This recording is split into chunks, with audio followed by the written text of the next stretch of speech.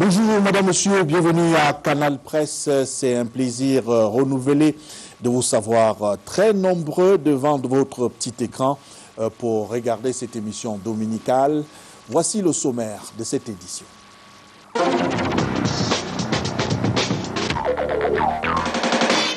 S'il était donné de compter l'année 2015, le tour d'horizon conduirait à ce remaniement ministériel du 2 octobre dernier comme une montagne qui a accouché d'une souris, tant le tsunami tant attendu n'a pas eu lieu.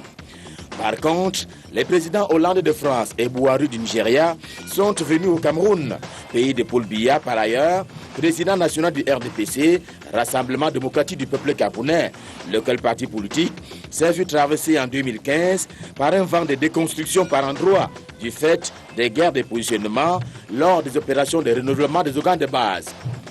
Parallèlement, le Cameroun, via le SDF, Social Democratic Front de Nigel Fundi, cette fois, a fêté ses 25 ans de démocratisation. Démocratisation, tel n'a toujours pas été le cas de la santé publique. Le scandale Essimi Meigné en dit long, lui qui fut ministre des Finances et plus tard surpris de l'absence d'un plateau à la taille de sa personnalité. En 2015, Françoise Founing est partie, certainement à ce jour, aux côtés de son grand camarade de parti, Charles Atebe-Yéné, sauf que ce dernier a sans cesse décrié l'inertie de son vivant, montrant par exemple que les plans d'urgence se dépêchent lentement et que la Fédération camerounaise de football FECAFOOT, d'hier et d'aujourd'hui, avait des choses à se reprocher. La preuve, on en est à des lions aveugles, mais faisant grève. Ceci n'est pas un détail, messieurs et dames, dans cet exercice de bilan de l'année 2015.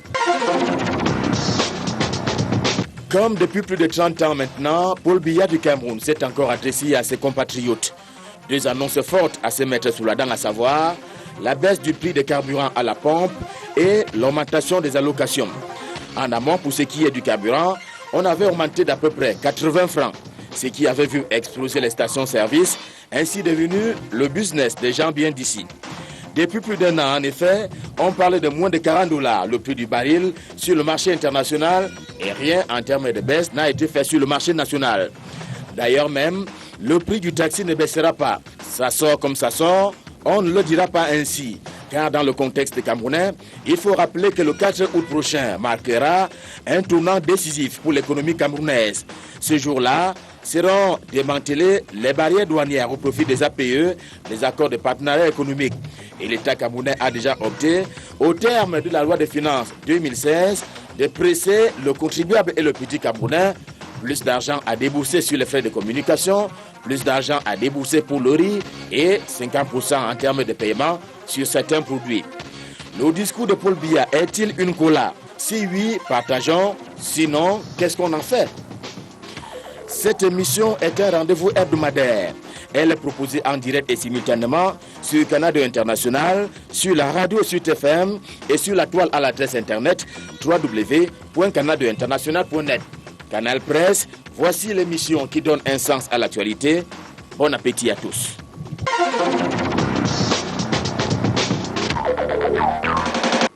Merci Ghislain, Pierre et Sono. Bon appétit à ceux qui sont d'ores et déjà à table. À présent, on découvre les invités, les panélistes de Canal Presse. François Bikoro, bonjour, bienvenue. Bonjour, mon cher privilégié Boubangom. Je suis privilégié, ça me va droit au cœur. Parce que sur les 22 millions de Camerounais que nous sommes, à peine 98% ont atteint l'année 2016. Si vous y êtes arrivé, vous êtes un privilégié. Merci bien François Bikoro. On vous accueille avec une nouvelle de sport. Notamment une commission qui a séjourné du côté de l'Europe pour aller auditionner le sorcier blanc rare, en vue du recrutement à la tête de la sélection nationale du Cameroun. Donc la succession de Alexandre Belinga est d'ores et déjà lancée. On parle de 3 Français, avec un Camerounais qui reste en course. Mais la grosse curiosité dans cette affaire, c'est la commission conduite par une commission conduite par les responsables de la Fédération camerounaise de football et du ministère des Sports et de l'Éducation. Avait-on vraiment besoin d'effectuer un tel déplacement pour des personnes qui cherchent des emplois? D'abord, il faut souhaiter une bonne année à l'ancien entraîneur de Lions Indomptables qui nous avait amené, je crois, avec des Samuel Eto'o-Fils en 2000. Ça devait être à Sydney, je ne sais pas. Ils ont dû gagner quelque chose qui est l'équivalent d'une Coupe du Monde. Jeux Olympiques. Aux Jeux Olympiques, il faut lui souhaiter une bonne année. C'était Jean-Paul Akonou. Voilà. Et je crois que Belinga n'a jamais été entraîneur des Lions Indomptables. Parce que il a été intérimaire. L'appel d'offres qui a été lancé disait qu'on veut remplacer un autre sorcier blanc. On n'avait jamais cité son nom dans l'appel d'offres qui a été lancé pour le recrutement d'un entraîneur. Maintenant, je me réjouis, après avoir perdu au Camerounais 2 années, en termes d'arthrose psychique et d'arthrose morale, en termes d'AVC, tout ce que vous voulez, que les 1000 pattes de crabe nous aient rappelé en notre humaine condition de Camerounais. C'est-à-dire que nous aimons perdre du temps parce que nous allons partir en mission. Et une mission, ça suppose qu'il y a un peu beaucoup d'argent là-dessus. Je dis une sérieuse bonne année au Premier ministre du gouvernement qui, à la suite de M. Biya en 2013, a cru devoir frapper du poing sur la table pour dire que la récréation est terminée. Il se rend donc à l'évidence que s'il a pu mettre de l'ordre dans la maison Fecafoot, alors que c'est ce qu'il proposait 2 ans avant, il se rend à l'évidence que les mêmes causes vont produire les mêmes effets. Parce que ceux qui sont allés se balader en Europe sont ceux-là qui avaient estimé en son temps qu'à la Fecafoot, il y avait mal donné et qu'il fallait changer un certain nombre de choses. Je me rends à l'évidence que ce n'était pas les habitudes qu'on voulait changer, mais c'est plutôt les hommes. Parce que si tu as mangé hier, il faut permettre à ce qu'on mange aujourd'hui. Maintenant, ça fracasse complètement le système de M. Biya et de son discours, on en parlera tout à l'heure. Lui qui promet espoir et espérance aux Camerounais, il vient de se rendre à l'évidence que depuis 13 ans, il n'arrive pas à ajouter 1000 francs sur le salaire minimum intergaranti. Il n'arrive pas à donner du travail aux Camerounais, mais il prend l'argent de l'État pour que les gens aillent supplier des chômeurs en Europe qui veulent du travail et qui vont gagner 150 fois son propre salaire officiel. Ça nous semble un peu bizarre, mais il ne faut pas trop en parler parce que justement, dès ce mois de janvier, nos enfants vont aller à l'école. Ils vont croire qu'à l'issue d'une étude bien faite, parce qu'il y a de très bons enseignements au Cameroun, il y a de très bons professeurs, qu'ils vont chercher du travail. Et ils risquent de rester à la maison, croyant que le principe est que celui qui veut du travail attend celui qui va donner le travail. Vous conviendrez avec moi que même les 5 noms qui ont été cités, au départ, il y avait un nom d'un Camerounais, par une inadvertance, une alchimie dont je ne peux pas vous expliquer, un autre Camerounais. Je vous dis qu'il y avait un premier Camerounais dont le nom est sorti. Par une alchimie dont on ne sait pas, un autre Camerounais est venu remplacer celui-là. Ça prouve à souhait que si ce Camerounais a encore Mapoubi, qu'il ne vienne pas à Yaoundé, parce qu'il faut permettre aussi à l'autre commission qui n'est pas allée en Europe d'aller le voir là où il se trouve. Mais en réalité, Boubangomna, l'année 2016, à travers ce genre de choses, prouve que ce n'est pas demain qu'on sortira le lanière. En tout cas, les 5 qui restent sur la shortlist, le français Didier Sik, on parle également du Serbe Rivanovic et ensuite du Camerounais Marius Omok. On cite entre autres également l'entraîneur français qui a séjourné du côté de la Côte d'Ivoire. Tout comme l'ancien entraîneur également du Gabon. On parle de français, une piste française de plus en plus plausible. D'ici à là, nous vous donnerons plus de précisions sur le nouvel entraîneur des Lions Indomptables. Professeur Messanga Yamdi, bonjour, bienvenue. Bonjour et bonne année à vous et aux téléspectateurs, fidèles téléspectateurs de Canal 2 International. Alors avec vous, on parle des élections du côté de la République centrafricaine. Quelles leçons peut-on tirer de ce déroulement du scrutin en RCA? 3 leçons. D'abord, la première, il faut dire que l'État en Afrique noire postcoloniale n'est pas constitué. Vous savez, lorsque vous avez en face des étudiants de première année en sciences d'études de sciences juridiques et politiques, vous commencez par leur dire que les éléments constitutifs de l'État sont le territoire, la population, l'organisation administrative et la souveraineté. Vous comprenez que malheureusement, 50 ans après, on se rend compte qu'il n'y a plus d'État parce que certains États ne sont plus gouvernés. C'est le cas de la République centrafricaine et c'est le cas de plusieurs autres États en Afrique. Et j'ose croire que 2016 sera une année qui va redonner envie aux Africains de se sentir bien chez eux. Parce qu'il n'y avait pas de gouvernement là-bas, il y a eu des guérillas, on peut compter pratiquement 7-6 coups d'État depuis l'indépendance de cet État voisin. Nous espérons que le travail abattu par Catherine Samba-Panza, qui est à féliciter, va se perpétuer tout simplement parce qu'elle a quand même réussi, sans modifier la Constitution, sans vouloir se représenter elle-même ce qui pouvait arriver, à organiser les élections. Le deuxième point, c'est la solidarité africaine et internationale. Et là aussi, on a vu que lorsque les Africains se mobilisent, on a vu la MISCA aujourd'hui, et on a vu également, au-delà, l'Organisation de l'Union africaine et les Nations unies se mobiliser, on a compris qu'effectivement, les choses peuvent véritablement changer. Enfin, le troisième point important, parlant de cette république sœur voisine du Cameroun, il faut quand même reconnaître que ce pays a déjà un peu trop souffert et que les rivalités ethniques et au-delà religieuses ont coûté très cher à l'Afrique. Que les Africains regardent la République centrafricaine et reconnaissent en fin de compte que, je vais terminer là, ça ne sert à rien de se battre contre un musulman, contre un chrétien, contre un Baka, contre un Yakoma. Il faut que les Africains comprennent que on ne peut véritablement construire nos États que si nous avons en face des gens responsables et des gens qui posent des actes pour que nos peuples sortent de la souffrance. Donc mon regard est tourné effectivement vers ce pays. On peut parler de cette république, comme on peut parler hier encore du Congo-Brazza, comme on peut parler de l'Angola, comme on peut parler du Soudan. Il faut dire que lorsque vous visitez effectivement la géopolitique des conflits en Afrique, passant bien entendu par la RDC, vous vous rendez compte que 60% des États africains ont été, pour la seule année pratiquement 2016, ont été directement ou indirectement troublés par les guérillas. Regardez la Somalie, regardez à côté de nous l'Éthiopie, où il y a le siège de l'Union africaine.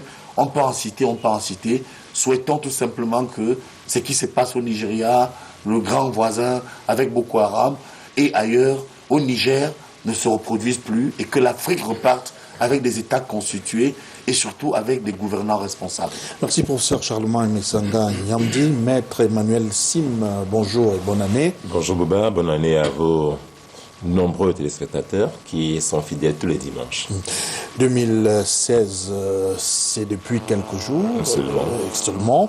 2014, on va dire que ça fait 2 ans que la loi sur le terrorisme a été votée. Est-ce qu'on peut savoir à ce jour, on peut évaluer un peu après 2 ans? Oui, 2 ans, c'est beaucoup. La loi a été votée en décembre 2014, donc en termes de temps, ça fait 16 mois à peu près, donc 1 an. Non, je vais dire 14 mois, ça fait 1 an. Cette loi, il faut dire, est née dans une controverse totale. Les partis politiques, les églises, la société civile étaient absolument opposés, pas à la loi elle-même en tant qu'instrument juridique, mais à sa rédaction qui avait été fortement contestée comme étant absolument hasardeuse, pour ne pas dire vaseuse, et qui rappelait dramatiquement les lois sur la subversion, par le fait que les thèmes n'étaient pas bien définis et que le terrorisme en lui-même, comme infraction, n'avait pas été bien ciblé. Or, en droit pénal, il faut absolument qu'une infraction soit constituée dans ses éléments légaux, matériels et intentionnels. Quand ce n'est pas fait, ça laisse la voie ouverte à toutes les interprétations. Et à l'époque, donc, nous avons contesté cette loi, il y avait beaucoup de gens qui la contestaient. Elle a été adoptée, promulguée. Maintenant, ce qui reste quand la loi est là, elle existe, qu'elle a été pendant 2015, quand elle entre en vigueur, son application, son état d'application. Je dois dire que comme avocat, j'ai eu la chance, n'est-ce pas, d'assister à des procès des gens présumés de la secte de Boko Haram, parce que tant qu'on n'est pas jugé, coupable, on est toujours présumé innocent. Donc il y a eu des Camerounais, des étrangers qui ont été arrêtés à l'extrême nord, pour la plupart transportés à Yaoundé, au tribunal militaire, et des procès se sont effectivement ouverts sous la gouvernance de cette loi. La vérité, c'est que les magistrats militaires sont très embarrassés par cette loi parce qu'elle a beaucoup de lacunes. J'en prendrai deux seulement. La première, c'est que cette loi a prévu que le juge d'instruction n'existait plus. Vous voyez, pour des gens qui risquent quand même la peine de mort, on a sauté le juge d'instruction dans l'info judiciaire pour passer directement de l'enquête préliminaire au jugement, dans l'idée d'aller très vite en besogne. Mais cela a posé un problème parce que les juges se retrouvent avec des dossiers qui sont montés par des brillants enquêteurs, c'est vrai, mais qui manquent quand même la touche d'un juge d'instruction qui peut bien élaguer et pouvoir dire pour tel cas il y a non-lieu, il n'y a pas de raison fondamentale, et pour tel autre cas, on peut renvoyer devant un juge. Première lacune. Deuxième lacune, mais là elle est vraiment technique, ça ils comprendront. Cette loi n'a pas prévu le mandat de détention provisoire. Pourquoi? Parce que l'enquêteur, souvent c'est le CED, donne des gardes à vue de 15 jours. C'est ce qui est prévu dans la loi. Il y a un garde à vue de 15 jours qu'on peut renouveler.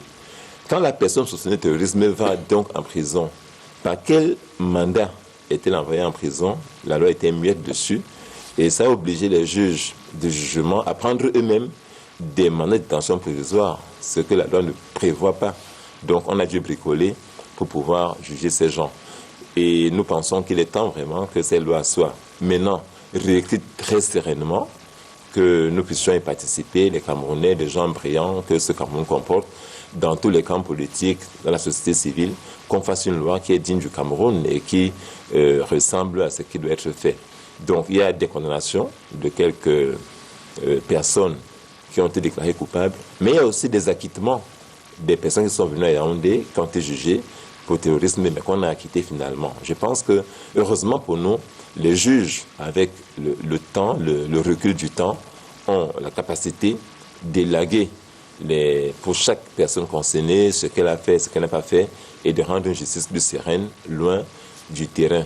Je pense qu'en même temps, on doit se battre contre ces barbares, mais lorsqu'on a arrêté des gens, des Camerounais ou des non-Camerounais, qu'on puisse donner la chance à ces gens d'être jugés sereinement. C'est ce que les tribunaux militaires, en tout cas celui de Yaoundé, est en train de faire. Je pense que cela est bien fait, malgré, j'insiste, le fait que la loi, qui est la base sur laquelle ces gens travaillent, ne leur rend pas la tâche facile. Mais nous pensons que le combat qui avait été mené trouvera enfin une issue et qu'on fera vraiment une bonne loi contre la terreur, parce que finalement nous pensons que les droits de l'homme, contrairement à ce qu'on pense, sont le meilleur garant de la lutte contre le terrorisme.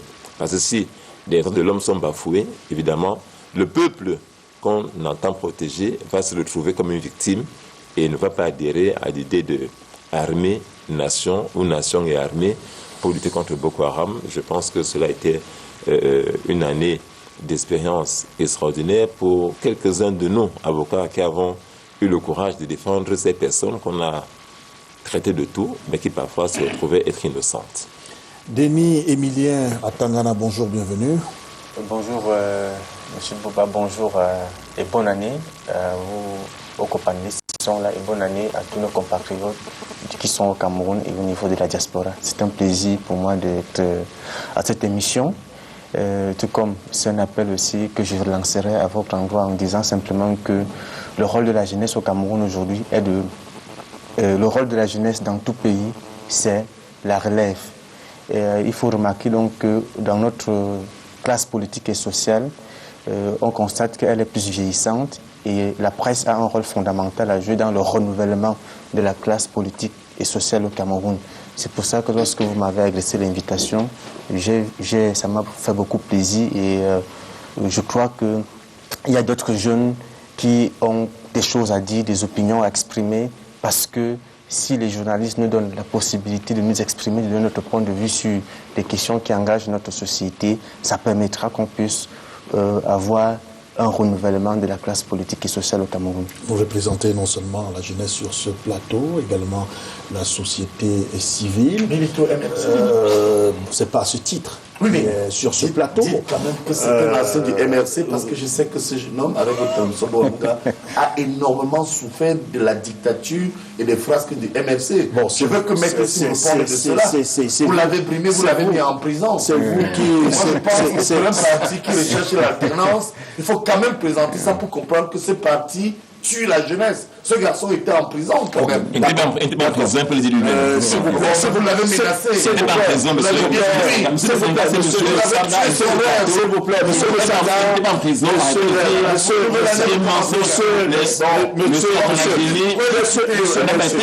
Monsieur Messanga. On dit des bêtises sur le MRC. Monsieur Messanga Yamdi. Mais vous faites très mal, je le comprends. Maître Emmanuel Sim.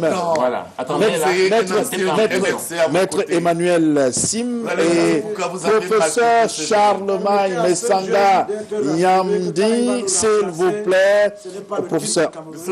Professeur Messanga Yamdi, s'il vous plaît. Professeur, je vous donne un carton orange, avertissement, vraiment, un avertissement pour vous, parce que c'est pas vous qui présentez mes invités, professeur. D'accord. Alors, il est là comme un membre de la société civile et représentant de la jeunesse. Vous avez plusieurs casquettes. Vous êtes aussi chef de village, professeur. Oui, je ne vous présente pas comme un chef de village. Bon. Vous êtes également... Protéger l'opposition comme vous faites souvent. Voilà, je vous protège aussi. Je vous protège également. En tout cas, pour détendre l'atmosphère.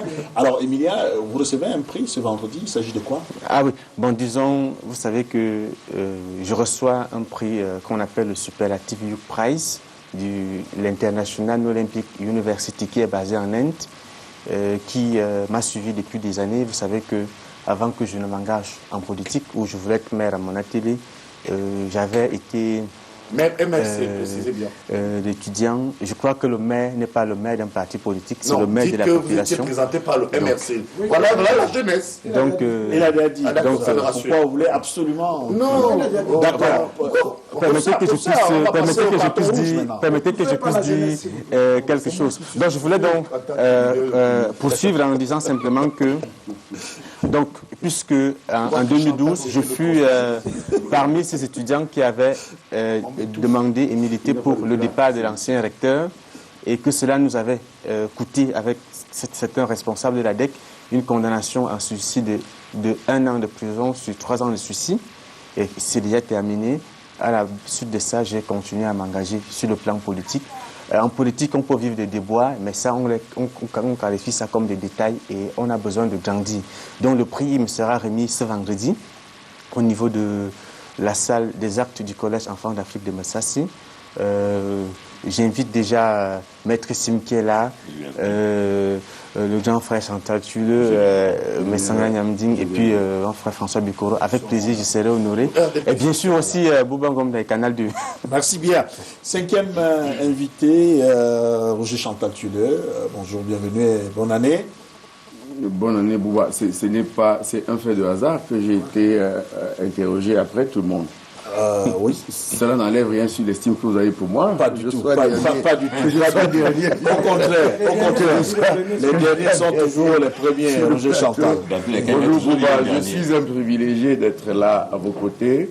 C'est un immense plaisir de célébrer la nouvelle année, de commémorer l'ancienne qui n'a pas donné beaucoup de raisons d'être célébrée. C'est un immense plaisir de retrouver vos téléspectateurs pour dire à haute voix, vous savez que je ne suis pas très large en compliments, que vous êtes sans doute l'émission la plus regardée au Cameroun aujourd'hui. Contestable. Alors on ne félicite pas les meilleurs de leur vivant, je vous aurais félicité si vous n'étiez pas les meilleurs, mais bon.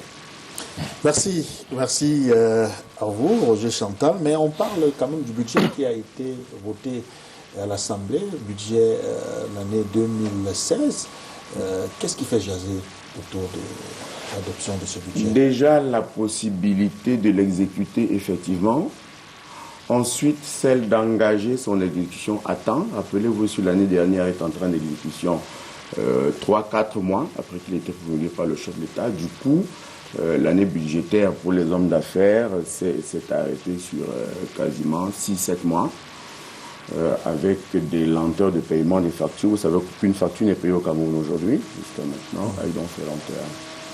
Avec le journal des projets qui a été distribué aux journaux, à la presse, pour rendre officiel qu'est-ce qui a été prévu pour chaque région du Cameroun.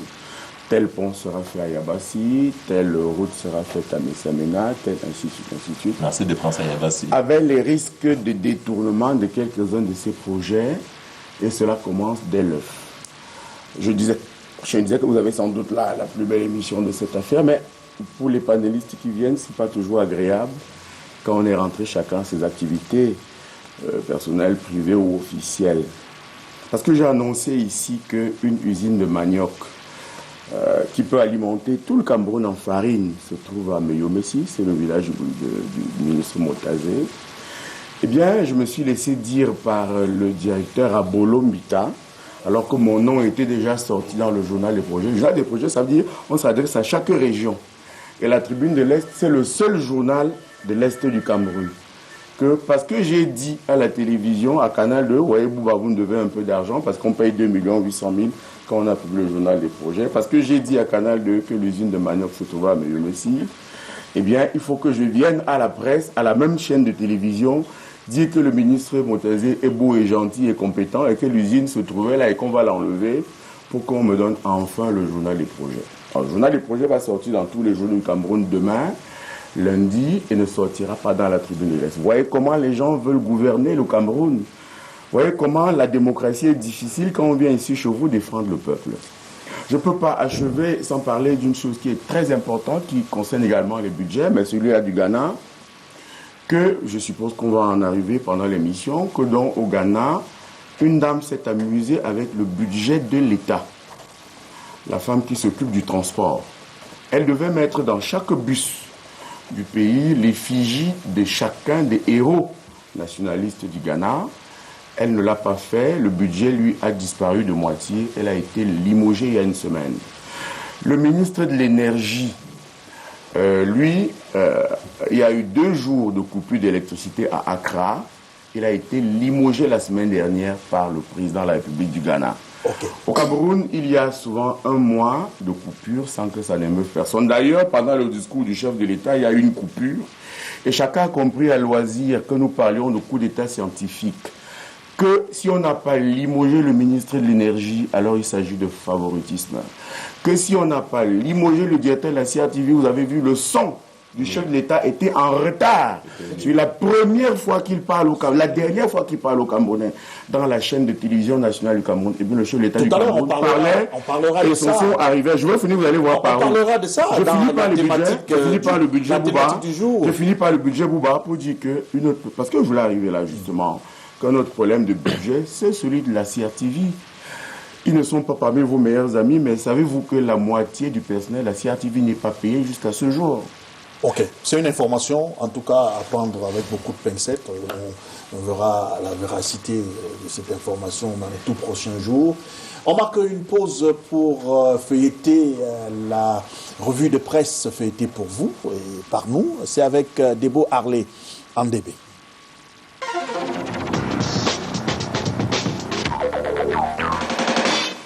Bonjour, il était très attendu le traditionnel discours de fin d'année du chef de l'État. Et The Guardian Post s'interrogeait si Paul Biya pouvait créer la surprise en prononçant ce discours en anglais pour la première fois depuis 34 ans qu'il est au pouvoir.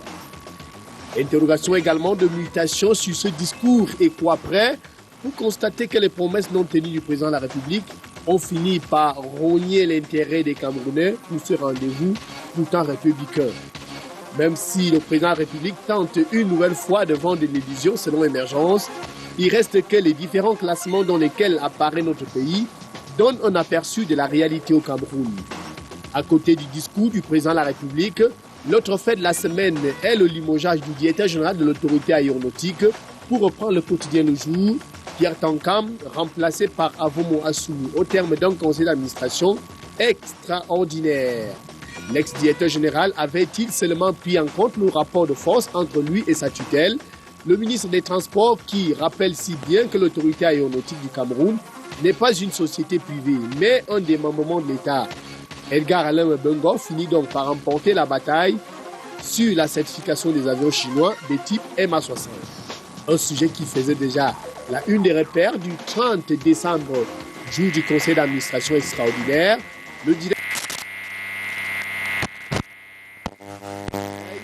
est donc abattu en plein vol. Pour reprendre des perdus qui parlent d'une victoire du ministre des Transports, lui qui vient de découvrir un complot contre Cameco par un groupe de personnalités qui entendait mettre en place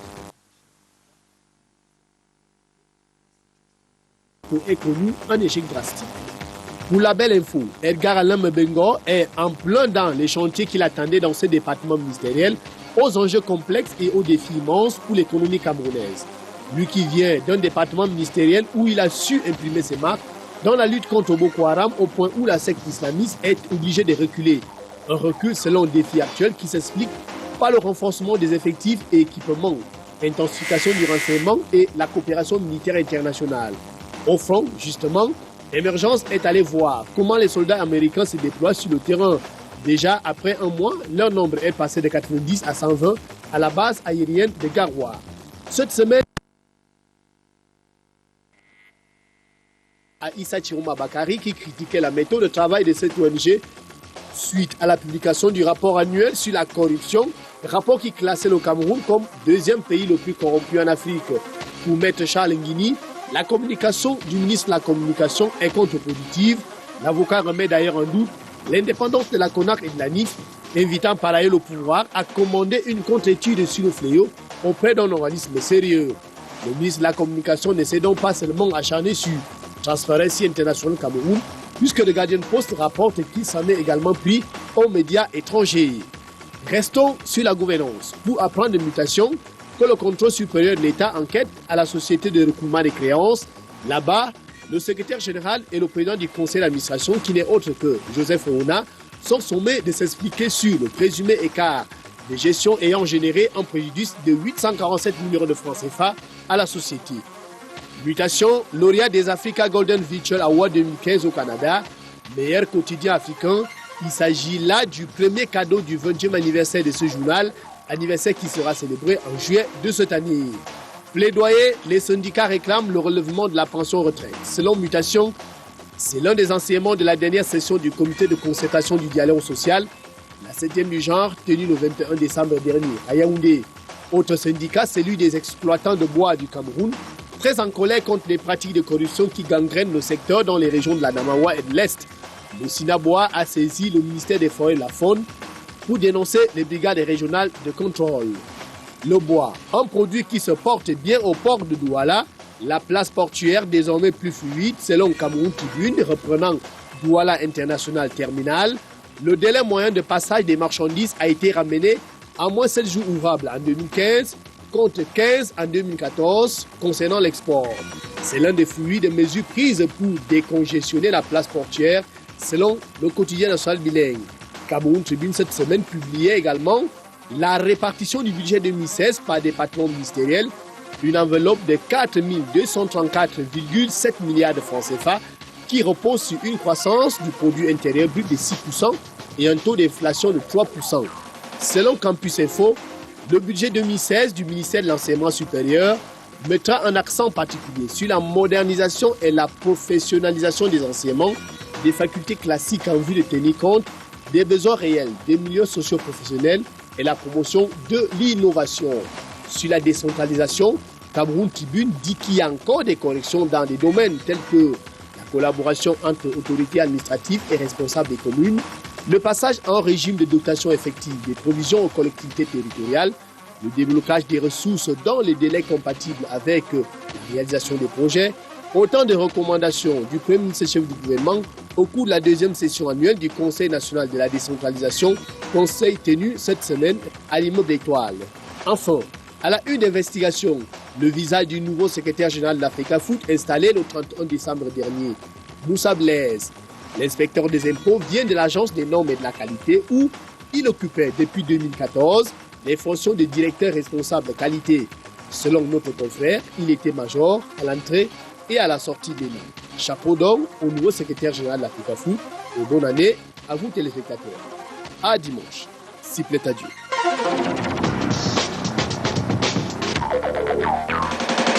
Merci Debo Harley Andebe. Dimanche sera un autre jour. On démarre maintenant avec la première thématique consacrée au discours de fin d'année du chef de l'État, son Excellence Paul Biya. François Bikoro, comment est-ce que vous avez suivi le discours du président de la République, ou alors quelle analyse a priori faites-vous du discours du président de la République? Le choc des mots et l'impact des actes. Entre le choc des mots, M-O-T-S, il y a possibilité de confusion, M-A-U-X. Comme tous les Camerounais, j'avais foi au discours du chef de l'État. Et nous pensons que, vous avez vu comment Denis a dit tout à l'heure, qu'il veut remplacer les parents que nous sommes, nous devons être des exemples. Et il faut des images qui comptent. Et les images qui comptent, c'est que nous sommes dans un pays qui prépare l'avenir de ses enfants dès le 1er janvier, dès le 1er janvier de l'année, et le termine le 31 décembre. Il ne faut pas qu'on donne l'impression à ce jeune homme que nous n'étions pas préparés depuis le 1er janvier pour que le 31 décembre, l'ensemble des mots que nous avons prononcés du 1er janvier au 30 décembre soit fracassé, vous voyez, c'est la deuxième fois que je parle du mot fracassé, par le choc des mots M-A-U-X, dont nous voulons à tout prix ne pas avoir l'avènement dans notre pays. Voilà donc un pays où le chef de l'État vient vous dire qu'il est conscient du fait qu'il y a eu beaucoup de difficultés, mais que malgré ces difficultés qui ne sont pas de son fait, je parle ici du terrorisme ambiant, nous avons pu traverser une année et il y a des bons espoirs qui poignent à l'horizon. Et parmi le premier espoir, il rassure sur la volonté pour qu'on atteigne l'émergence. Et M. Paul Biya dit que pour arriver à l'émergence, il faut l'industrialisation. Et nous ajoutons pour l'industrialisation, il faut l'énergie. Et à ce moment, dès qu'il a prononcé ces mots, bam, l'énergie s'en va. Choc des mots. Impact d'image. Et quand l'énergie revient, Boubangomna, à qui voulez-vous que l'on parle encore du discours du chef de l'État? Puisque la majorité des Camerounais l'ont vu le lendemain, après une beuverie bien arrosée.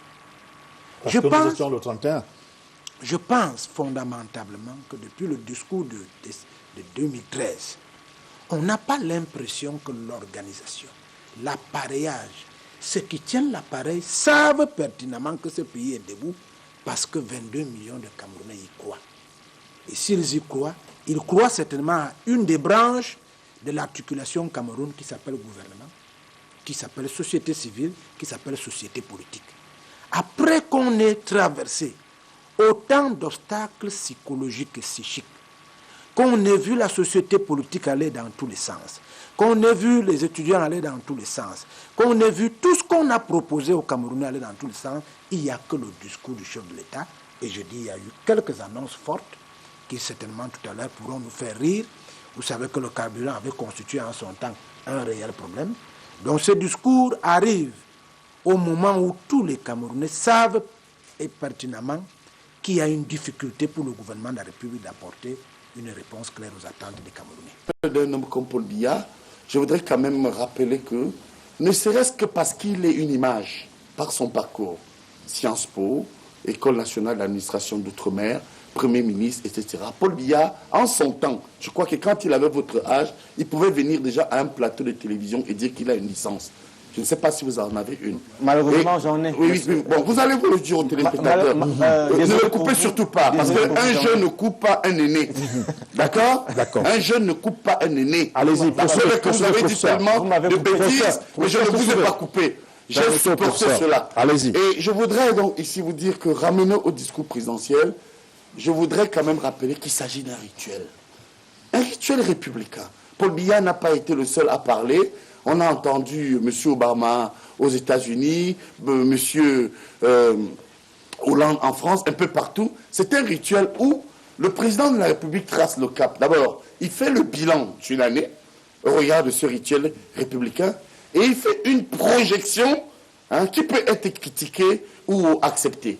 Aujourd'hui, on se rend compte que des gens de cette espèce, de plus en plus, sont devenus des commentateurs du discours présidentiel. D'ailleurs, c'est ce que Sim va aussi faire. Or, ce que les Camerounais attendent, c'est de voir comment est-ce que vous qui vous opposez à Paul Biya, vous proposez des choses aux Camerounais. Moi, je voudrais tout simplement dire que ce discours était structuré en 3 points essentiels. Lesquels? Le premier point d'abord, et le discours, vous l'avez vu, était économique. Et bien entendu, le président... On va rentrer en profondeur. Hein. En profondeur. On rentrera en profondeur tout à l'heure. Alors, de manière sommaire. Voilà. Le président est venu d'abord rassurer les Camerounais. C'est un très bon discours. Je veux vous dire quelque chose, M. Boubangomna. Laissons la propagande et les étiquettes politiques. Moi, je suis allé visiter tous les discours du président Paul Biya. Je peux vous dire que si vous prenez le discours du chef de l'État du 31 décembre 1982, pour ceux qui nous écoutent, et vous prenez, parce que c'est le 32e discours, il faut le rappeler à la nation, vous verrez que pour la première fois, il faut le reconnaître, après le discours de 1982, le président a eu à faire des promesses concrètes. En 1982, il annonçait le recrutement à l'enseignement supérieur. Personne ne peut nier que 83 et 84, il a recruté des 1500, et parmi eux, beaucoup sont devenus des ministres. Le président trace dans le cap et pose le problème de la sécurité. J'aimerais plutôt que ce jeune homme ou quelques-uns, d'ailleurs, ce qu'il dit n'est pas vrai, parce que moi, malgré mes yeux, je vous renvoie aux réseaux sociaux. Vous allez voir que Bikoro a dénoncé quelque chose qui nous a tous choqués. Il a raison, Bikoro. Pour une fois. Non, pour toujours, c'est mon ami. Ça, je ne refuse pas mes amis. Okay. Je vous dis qu'on a coupé le président de la République. C'est un coup d'État scientifique. C'est un scandale. C'est très grave à un moment où celui qui avait un message à passer, à un moment bien donné, a eu une coupure. D'ailleurs, je vais vous dire quelque chose. Je me retrouvais avec des amis quelque part à l'université. J'ai vu qu'il y avait des coupures, ça partait et ça revenait. J'ai dit à ces amis, j'espère, et je croyais que je m'amusais, qu'ils ne sont pas en train de faire un ballot d'essai pour couper le président le 31 décembre. Et on l'a coupé. C'était de la subversion? C'est un scandale. C'est un scandale, c'est quelque chose, d'ailleurs nous reviendrons là-dessus après. Je suis donc, et je termine avec le discours. Lorsque le président Paul Biya pose un problème, 2 problèmes qui m'ont particulièrement touché. Le problème de sécurité. Laissez terminer, s'il vous plaît. Laissez le professeur terminer, s'il vous plaît. Le problème de sécurité. Professeur, vraiment 30 secondes. Je termine en 30 secondes. Le problème de sécurité, j'aimerais que tout au long du décryptage du discours présidentiel, on va le faire tout à l'heure. Certains me disent où il a menti. Et enfin, lorsque le président parle de la réduction de l'essence. Il faut comprendre certaines choses. Moi, je vais vous démontrer que le président fait gagner à peu près 200 milliards par an. 200 milliards par an à ceux qui conduisent les motos, les taxis et le transport. Pour moi, c'était un bon discours. Vous ferez mieux de vous en inspirer. Là, on était sur la forme. On va, je reviendrai si vous permettez, sur la forme peut-être. Ouais, ok, d'accord. Maître Emmanuel Sim, sur la forme de ce discours. Oui, moi je pense que... moi je suis un avocat et chez nous on dit que le fond n'est rien sans la forme. La forme, c'est la clé qui donne l'accès à l'intérieur. Et en droit général, les procès judiciaires finissent par rejet dans la forme n'est pas bonne. Voilà. Donc je pense que la forme de ce discours nous importe notamment. Moi j'ai vu un Paul Biya qui était un homme fatigué visiblement à la télévision. C'était un homme... Il était fatigué, il manquait d'énergie. Vous êtes sûr que c'est ce que tout le monde a vu? C'est ce que moi j'ai vu. Ok, d'accord. Il manquait d'énergie. Il était debout, c'est bien. Avec vos bons yeux. Il était fatigué et debout. Alors, professeur, vous pouvez le laisser. Il a tout à l'heure, il vous a pas coupé. n'interrompait pas les grands frères, il interrompt son grand frère, M. Missa. Quand on fait des leçons, on les applique soi-même. Je suis ton aîné, je m'interromps donc pas. Donc, c'était un homme fatigué visiblement. J'ai dit apparemment triste. Le président était habillé en noir. Il était triste dans sa posture. Il était clairement timoré. Il n'avait pas d'envie, on ne sentait pas de l'énergie. C'est comme s'il est venu à la télévision parce que c'est un rituel. Il ne peut pas faire autrement. J'ai l'impression que si Biya pouvait faire autrement, ce 31 décembre, il ne venait pas à la télévision pour dire ce discours. Mal enregistré. À la radio, on sentait des corbeaux en fond sonore, ça grésillait. Il y avait des coupures dans le discours lui-même. qu'il a fait ce discours, qu'il a enregistré, je n'en sais rien, mais enfin, le manque d'imagination faisait qu'il disait son discours péniblement. Vous voyez, souvent, on sent le président plus à l'aise que ça, comme en 2013, en décembre. Quand il a parlé à ses ministres en disant « Vous êtes des égoïstes, vous êtes des incompétents, voilà les gens que je veux demain ». On sentait le président bien volontaire. L'autre jour, il n'était pas du tout. J'étais très triste de voir mon président de la République dans cette posture, comme si on le forçait à faire ce discours. Mais vous savez, ça fait 33 ans quand même qu'il fait ça. Quand on était jeune, pour ceux qui ont mon âge, on nous disait souvent 5 km à pied, ça use des chaussures. Vous voyez, 33 ans de pouvoir, ça use un homme. Cela se comprend.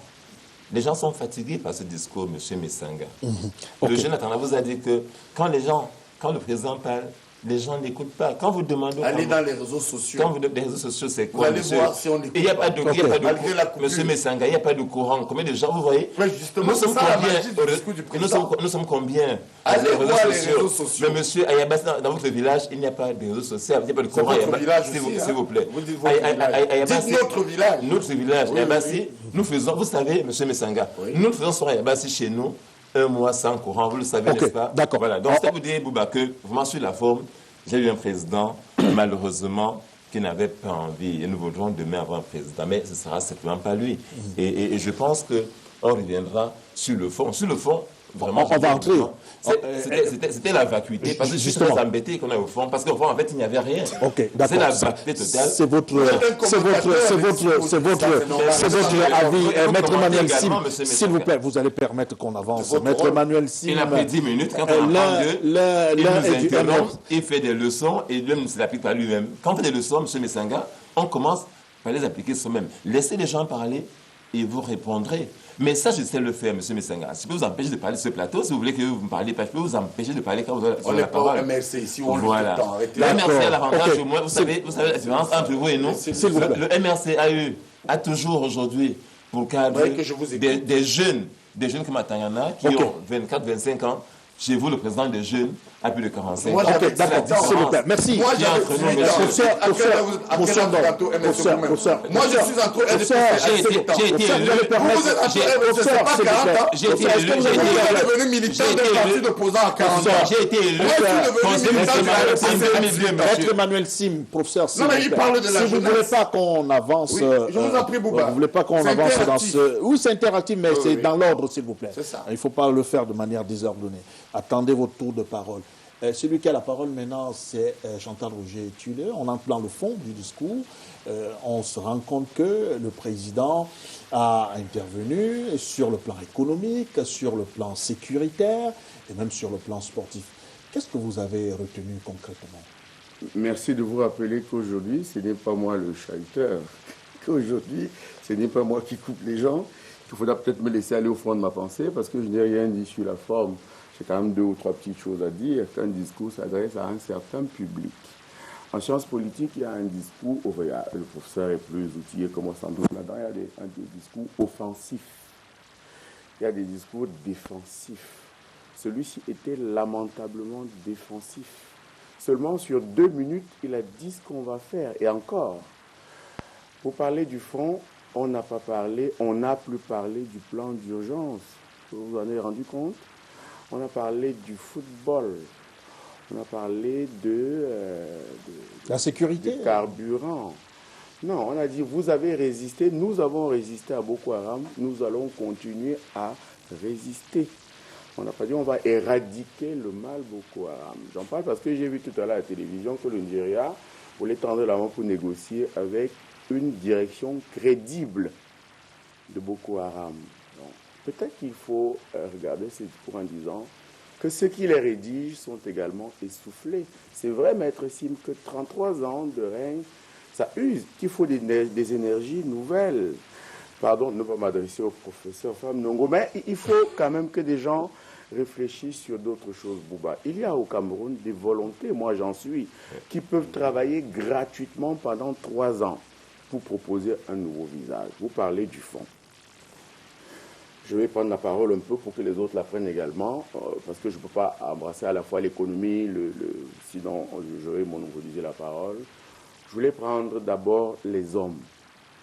Parce que les hommes renvoient à ces discours de façon pertinente. Pour l'enregistrement de ces discours, on a déplacé toute une équipe de la CRTV, y compris celle des journalistes de la présidence.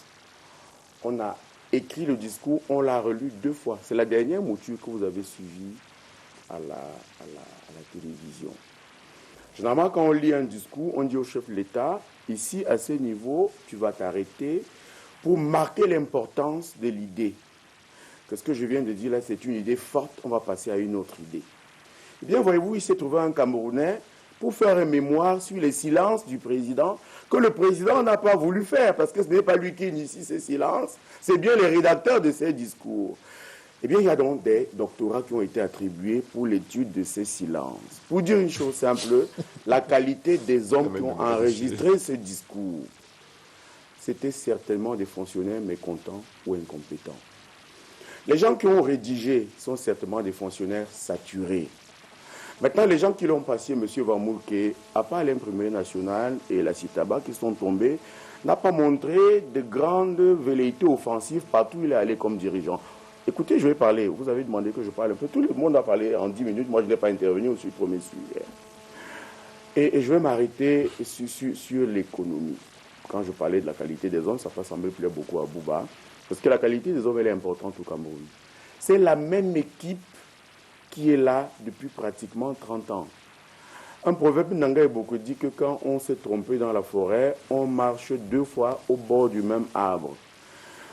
Pardon de dire que le ministre des Lions Indomptables est revenu 2 fois au même ministère, que c'est pareil au ministère du Plan, que les grands enjeux sont économiques, vous voyez, je viens à l'économie, et qu'on a gardé la même équipe pour l'économie. M. Motazé est revenu, ayant été décrié pour incompétence il y a seulement quelques années. Le ministre Alamine Ousmane est resté au même poste alors que les grands enjeux sont économiques. À qui s'adressait ce discours quand on a augmenté, quand on a enlevé 20 francs? Il parlait, Denis, tout à l'heure des allocations familiales. Il faut d'abord prendre la proportion des Camerounais à laquelle cette mesure s'adresse. Combien sont fonctionnaires qui bénéficient de cela? C'est le privé, un peu les fonctionnaires. Voilà, pour dire une chose qui est simple, le président a dit que c'est 1 million d'emplois qu'on a créés, qu'on créera. François Bikoro, il y a un jeune étudiant ici, professeur Messanga Yamding, donne des cours à l'université. Les universités du Cameroun, officielles, pas privées, mettent dans le marché du travail camerounais 600 000 licenciés et docteurs par an. La fonction publique en consomme 25, le secteur privé à peu près la même chose, ça fait 50 000 emplois. Vous faites la soustraction, il reste 550 000 chômeurs par an. Faites le ratio depuis 33 ans, voyez quelle est la grande somme que nous avons. Je chute par là, Bouba, vous voulez que je chute? Absolument, je chute. Pour dire que nulle part il n'a parlé du chômage avec des raisons véritables de faire espérer ces jeunes. Pourquoi? Et c'est mes 2 dernières phrases. Pour une chose simple, il n'y a pas un master plan pour la jeunesse. Personne n'a pensé à la chute de ces jeunes après leurs études. Quand vous regardez les résultats de quelques concours qu'on envoie encore au lance-pierre au Camerounais, c'est les prénoms qui changent. Les noms de famille sont des noms bien connus au Cameroun. Et ça donne une société où personne ne croit plus à rien. Où aucun ministre n'est plus responsable de quoi que ce soit. Au Ghana, on a limogé le ministre des Mines. Je me demande ce qu'on attend au Cameroun pour le ministre de l'Industrie. Alors, François Bikoro, on commence par l'aspect économique. Qu'est-ce que vous avez eu comme note de satisfaction sur le plan économique dans le discours du chef de l'État? Je crois qu'il faut plutôt dire au cours de l'année 2015. Le chef de l'État n'a pas pour prétention, au cours de son discours, de dire ce qui n'est pas réel. Sur le terrain, vous avez dû remarquer qu'il y avait très peu d'engouement à fêter. Les personnes dehors. Quand vous êtes dans un pays où on vous annonce que dès l'année qui commence, tous les efforts des Camerounais vont être envoyés en Union européenne pour aider les agriculteurs de là-bas, les étudiants qui sortent des écoles, les gens qui créent les industries, et que tout ce qu'ils vont faire là-bas viendra chercher pitance au Cameroun. Il y a un réel problème. Est-ce que le chef de l'État était au courant que dans cette porosité des frontières qui est la nôtre, qui a été accentuée encore du fait de Boko Haram, il y a de façon institutionnelle et réglementaire, sur le plan économique, son adversaire, si on peut mettre ça entre guillemets, qui a un marché, qui veut venir conquérir un marché, aura tout ce qu'il lui faut pour entrer au Cameroun sans payer COPEC. Cependant que ceux qui ont accepté de financer les grands projets qui vont justement nous amener à l'émergence, je crois que je parlais des Chinois, on parlera tout à l'heure des avions, ça c'est autre chose, et ils ne vont pas avoir cette préférence internationale. La deuxième chose, quand on fait écrire au chef de l'État qu'on va augmenter l'allocation familiale, Bouba, je peux pleurer. Et pourquoi? Vous n'avez qu'à pleurer. Et pourquoi? Parce que je vais vous démontrer que ça ne sert à rien de pleurer. Bouba Ngomna, mon ami de Congo. la loi qui institue la prévoyance sociale au Cameroun date de Mathusalem. Elle est caduque. Je dis qu'elle Elle est date de 77, de 74 même. Voilà. 74. 74, oui. Et depuis 1974, l'État du Cameroun distribue 1800 francs à ceux qui sont, je crois que ça n'a pas changé. Par enfant. Alors, 1800 Par francs. trimestre. Oui, effectivement. Maintenant, il a augmenté de combien? De rien. Je ne sais pas, Bouba, Ça va être 500. ce que coûte un enfant, 400 francs. 480. ce que coûte un enfant, lorsqu'on sait qu'en Centrafrique, où il n'y a pas d'État, tel que l'a défini tout à l'heure le professeur Messanganyam Ding, qui veut à tout prix nous contrecarrer, ou contrarier, là-bas, les étudiants qui ne vont pas à l'école grèvent pour l'augmentation de la bourse. En Centrafrique. Nous sommes un pays où vous voulez construire l'avenir. Il n'y a aucune politique qui met les passerelles pour l'avenir. Donc je pense qu'on aurait dû dire au chef de l'État que celui qui a la chance de percevoir l'allocation familiale est celui qui a trouvé le travail. Et quand il a trouvé le travail, il a la chance que celui qui lui a donné le travail est en règle avec la loi. Convoquons le nombre d'entreprises qui sont dans le champ de l'allocation familiale, qui font un tour à la CNPS. Moi, je ne sais pas, c'est des petites choses mécaniques et techniques, que quand on met ça dans le discours du chef, alors qu'il y avait beaucoup de choses à dire, donc je dis au plan économique, nous avons assisté à un conseil d'administration extraordinaire du seul portail où un peu d'argent entrait encore. Je crois que ça devait être le port autonome. Où des gens, certainement sains de corps et d'esprit, ont trouvé mieux de venir s'asseoir et de dire qu'il faut un conseil d'administration pour demander à un directeur général adjoint, dont le rôle est de suppléer le directeur général en cas de vacances, de suppléer le directeur général qui est parti. Et 3 jours après, ce directeur général arrive et les choses reprennent en bonne et due forme. Moi, je pense que nous avons le DSCE. C'est une fumisterie. Non, ce n'est pas une fumisterie. Moi, je l'ai lu, c'est un bon document. Mais par contre, un document n'a de valeur que si on lui trouve des passerelles au niveau de l'exécution. On a bien conçu ce document, on l'a bien élaboré. Il dit François, s'il te plaît, que le taux de chômage au Cameroun est de 46%. On ne parle pas de chômage, on parle d'emploi décent. Non, il n'a pas parlé. Denis Atangana, je voulais finir, professeur. Je ne parle pas du discours. Je prenais juste vraiment une virgule pour dire que il est du chômage qui était un sujet véritablement intéressant comme de d'autres. Mais qu'on biaise souvent dans le chômage en disant mais ils ont du travail ces jeunes. Ils sont les Ben Skinner. On parle d'emploi décent. Que François Bigorou, qui a un doctorat, travaille ou un doctorat l'amène à travailler où il gagne une rémunération qui va dans le sens de l'emploi et du diplôme et de la formation qu'il a. Quand vous vendez les Congo mythes, on dit il s'emploie bien, le chômage a baissé. S'il te plaît, c'est ce que je voulais ajouter. Donc je termine en disant, tous les discours sont bons. Lorsqu'il y a une adéquation entre la volonté populaire et les moyens mis à la disposition de ceux qui nous gouvernent pour rendre visible cette volonté populaire. Je crois que si le chef de l'État pose l'acte que les gens attendent depuis 2013, à l'issue du fameux discours, ça va booster tous les champs économiques. Tout le reste n'est qu'un saupoudrage qui nous perd du temps comme on a perdu du temps à la FECAFOOT. Le président sait pertinemment que sur ces 72 collaborateurs, lui-même a dit en 2013, que ce sont des fainéants, des voleurs, des incompétents. Ils ne peuvent pas booster l'activité économique, du moins dans la construction qu'on a maintenant. Il lui faut poser cet acte. Je l'avais dit sur votre plateau ici, au plus tard en mars 2016. Après, il sera trop tard. Parce que la confiance, c'est quelque chose qu'on ne met pas dans une nasse ouverte. On la met dans un bloc. Et le bloc, c'est la confiance que nous avons envers les institutions. Mais si les hommes nous découragent, toute perspective économique est vouée à l'échec. Alors, peut-être avant de passer la parole à Denis Atangana, professeur Charlemagne Messanga Yamdi, tout à l'heure, vous semblez nous dire que avec l'augmentation des allocations familiales, comment est-ce que cela pourra participer justement à l'amélioration des conditions de vie des Camerounais avec la vie qui coûte de plus en plus cher? Non, je ne voudrais pas que nous fassions une fixation sur cette question des allocations familiales. D'ailleurs, vous voyez, il va me couper. Bon, écoutez, prenez la parole. Allez-y, professeur, s'il vous plaît. Maître Emmanuel. Vous êtes un mauvais aîné. Ouais, voilà. Vous êtes un mauvais aîné. Allez-y, allez-y. Alors, vous voyez donc que sur ce point, il est important de rappeler avec beaucoup de conscience politique et de patriotisme que c'est un cheveu dans la soupe. Tout simplement parce que l'allocation, c'est à peine 0,5% de Camerounais.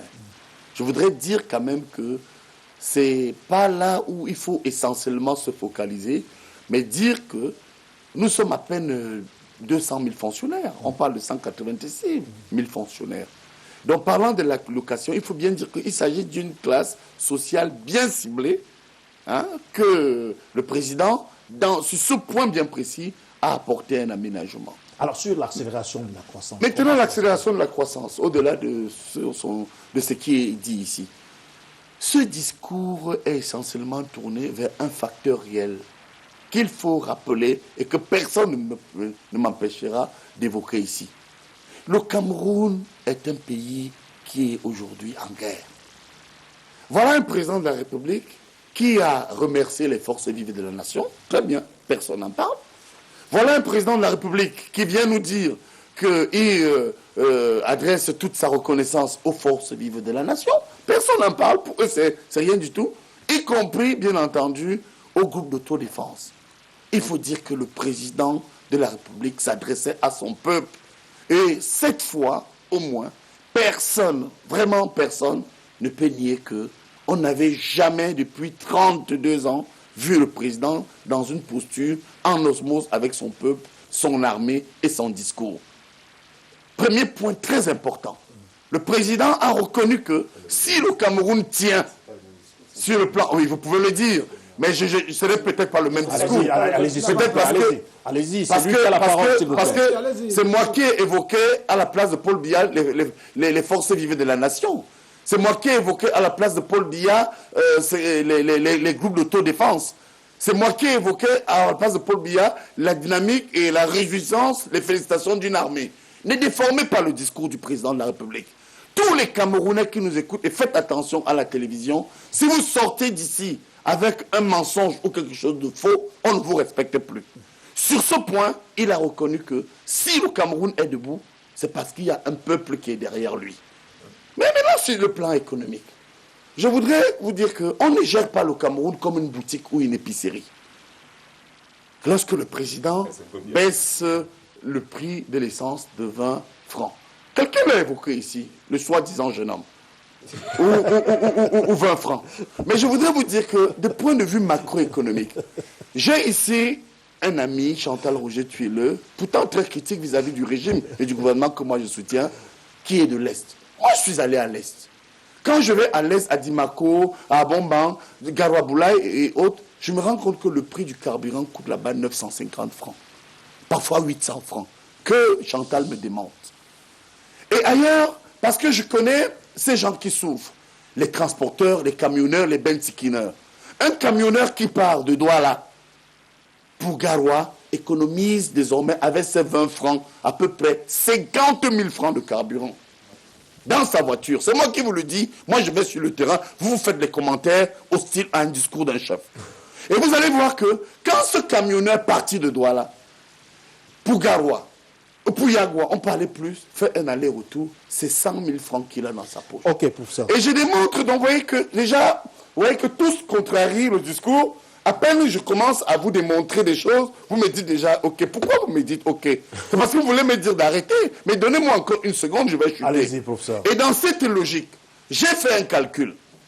Parce que je fréquente et je suis allé interroger certains jeunes, Ben Sikiner. Certains m'ont dit que parfois, je consomme entre 5 et 15 litres de carburant par semaine. Ma recette est de 3 000 à 5 000 francs au patron. Ce jeune homme m'a dit que finalement, que faites un calcul, on n'a pas besoin d'aller de sortir d'une grande école d'économie. Vous verrez que par semaine, ce Ben Sikiner peut gagner 200 francs. Multiplié par 4 semaines, ça lui fait à peu près 1000 francs, voire 1600 pour certains qui économisent un peu plus par mois. Oui, mais ce que vous ne voyez pas sur le plan macroéconomique, mon cher ami, moi, ça ne me fait pas rire. Chutez par là, professeur. Oui, moi, ça ne me fait pas rire. Chutez par là.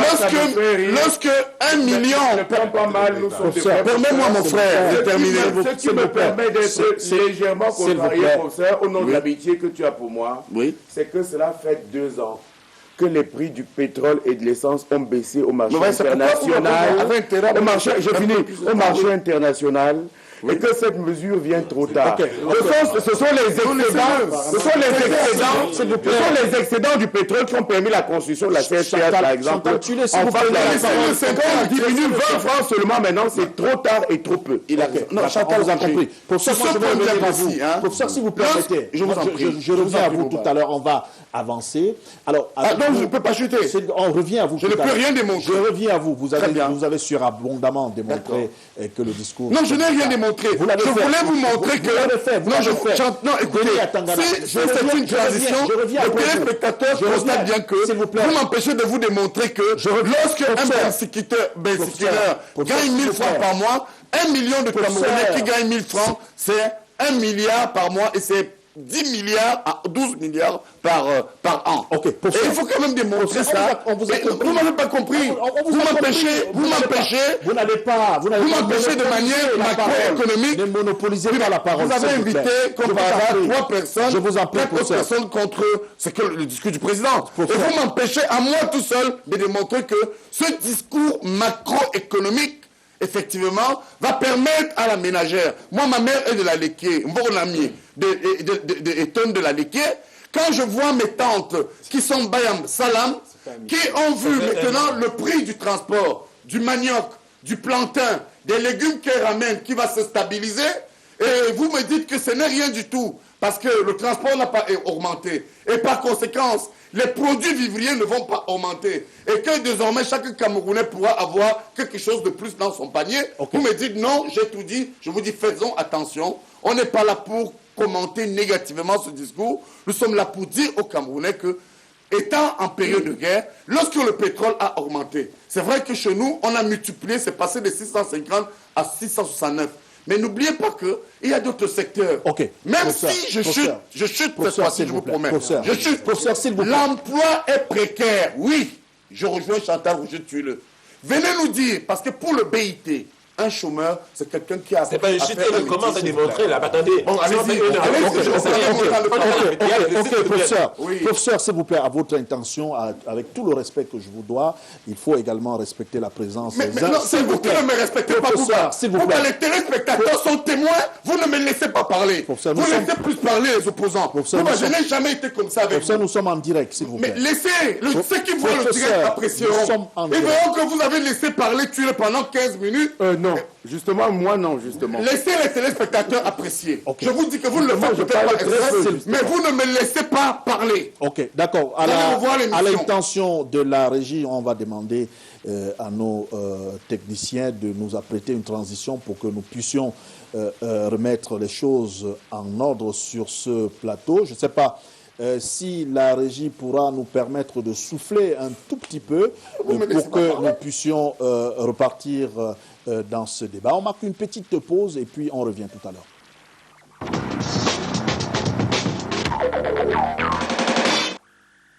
On revient tout en espérant que les esprits se sont calmés sur ce plateau. Le professeur notamment. Alors, Jules Denis Émilien, attends, je ne sais pas pourquoi j'aime toujours dire Jules. Alors, pour vous, vous n'avez pas suivi le même discours que le professeur Charles Messanga Yamdi? Oui, enfin, vous savez, monsieur le professeur Charles Messanga Yamdi, il est un petit-fils Vornamieux de mon atelier. Donc, cela suppose que je suis en principe son oncle, donc il est mon neveu. Et il mérite de me respecter parce qu'il a dit que j'étais perdu. Je ne suis pas perdu. Mais il y a beaucoup de choses que je peux également évoquer pour vous. Mais comme vous êtes mon neveu, je vous laisse le droit de faire l'erreur. Okay. Sur le plan sécuritaire, le chef d'État a quand même reconnu, le chef d'État a reconnu que si nous sommes debout aujourd'hui, c'est parce que nous sommes un peuple unis derrière son armée et unis derrière nous. Non, moi, je crois que le président de la République, il a selfé sur quelque chose. Vous savez, les Camerounais sont insensibles à tout. Si le président Biya est encore au pouvoir, c'est justement grâce à cette résilience. Parce que vous ne pouvez pas, on peut prendre un pays comme le Cameroun où vous parcourez 500 mètres, 1 kilomètre, vous rencontrez un fleuve ou une rivière, mais curieusement, depuis 33 ans, une capitale comme Yaoundé n'a pas d'eau, n'a pas d'électricité. Est-ce que c'est ça le discours? C'est curieux. Alors, moi, je voudrais simplement dire que, pour revenir un peu sur les chiffres, moi, j'ai écouté l'analyse sur les chiffres. Chantal, tu as effectivement raison. Mais moi, personnellement, je ne suis pas gêné pour ces chiffres-là. Pour une simple raison. Vous vous rappelez que lors d'un discours à la jeunesse, le président de la République lui-même, il nous a dit que la moto était une profession. Donc, lorsqu'il énonce ces chiffres, c'est bien connu que dans ça, il y a les motos-taximans.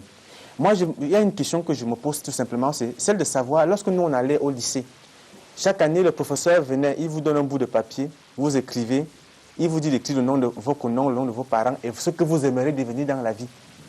Je n'avais jamais vu l'un de mes camarades écrire qu'il veut être moto-taximan. Où voulez-vous venir?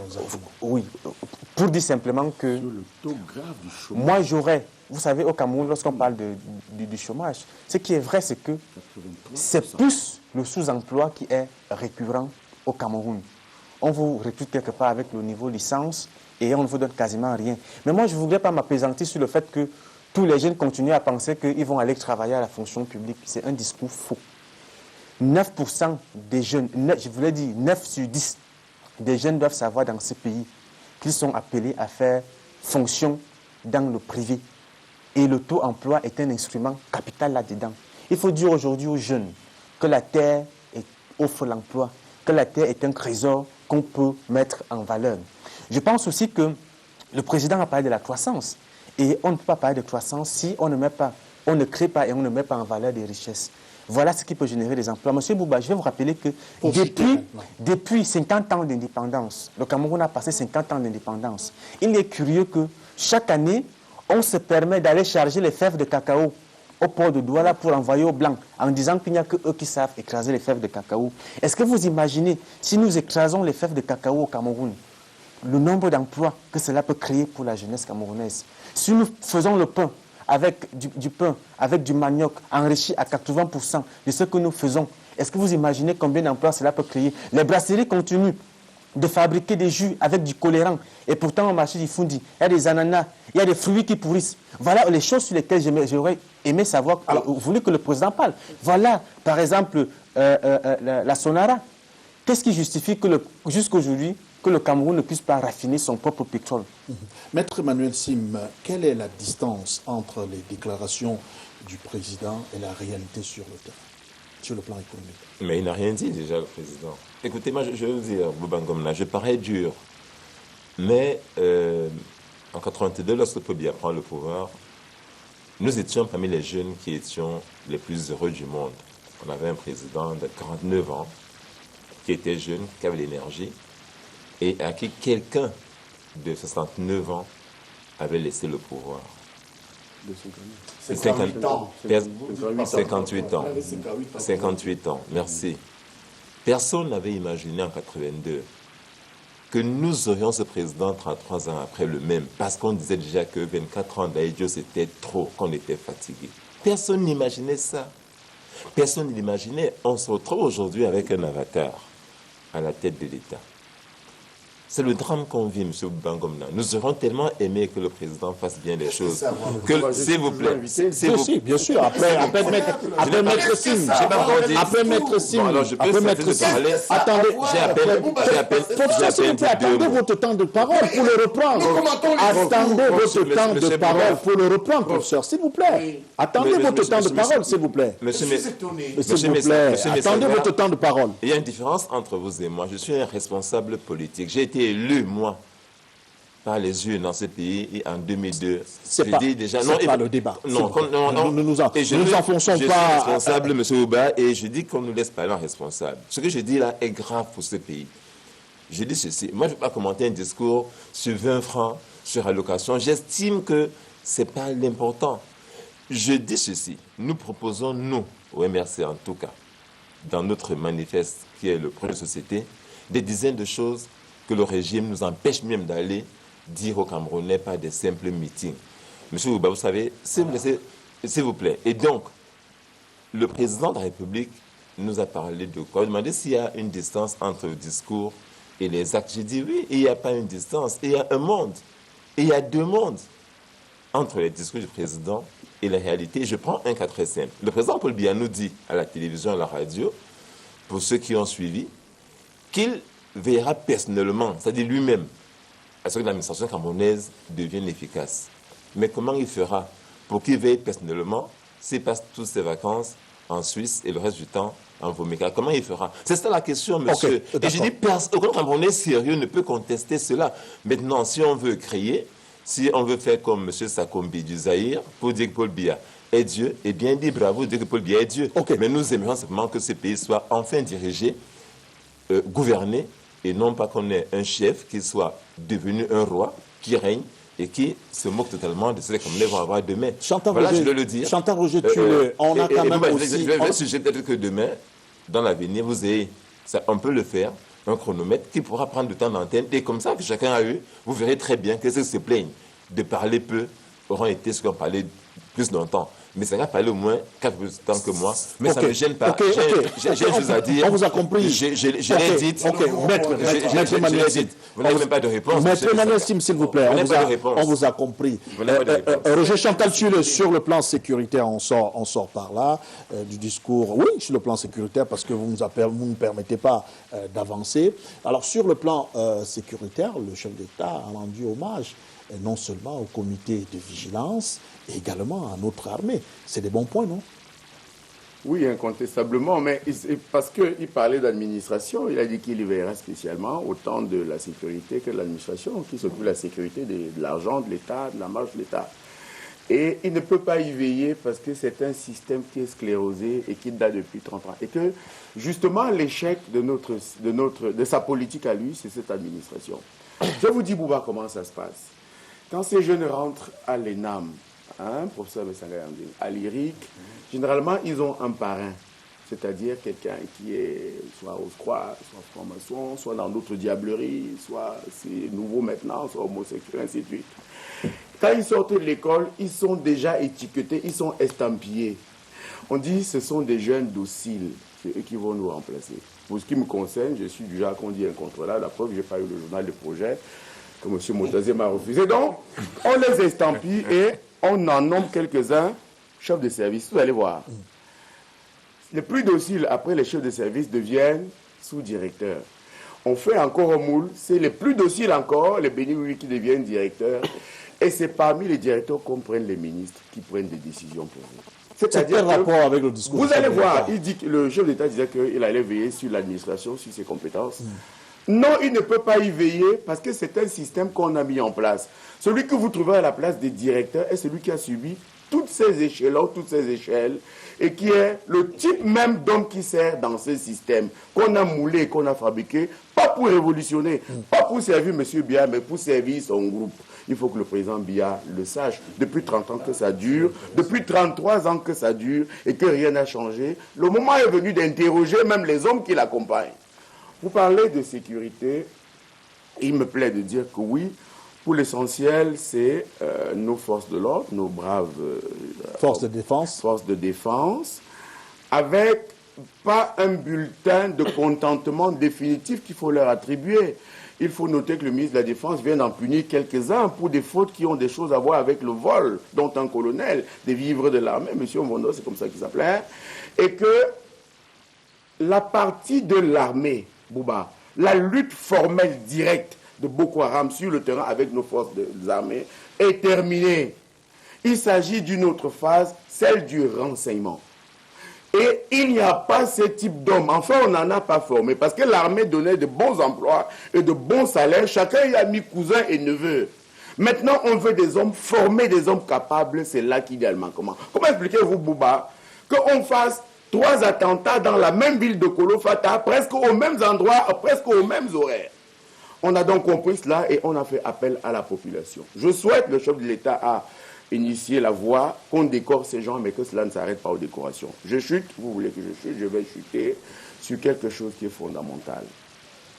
Il y a de l'argent pour les renseignements. Il faut donner de l'argent aux gens qui sont chargés des renseignements.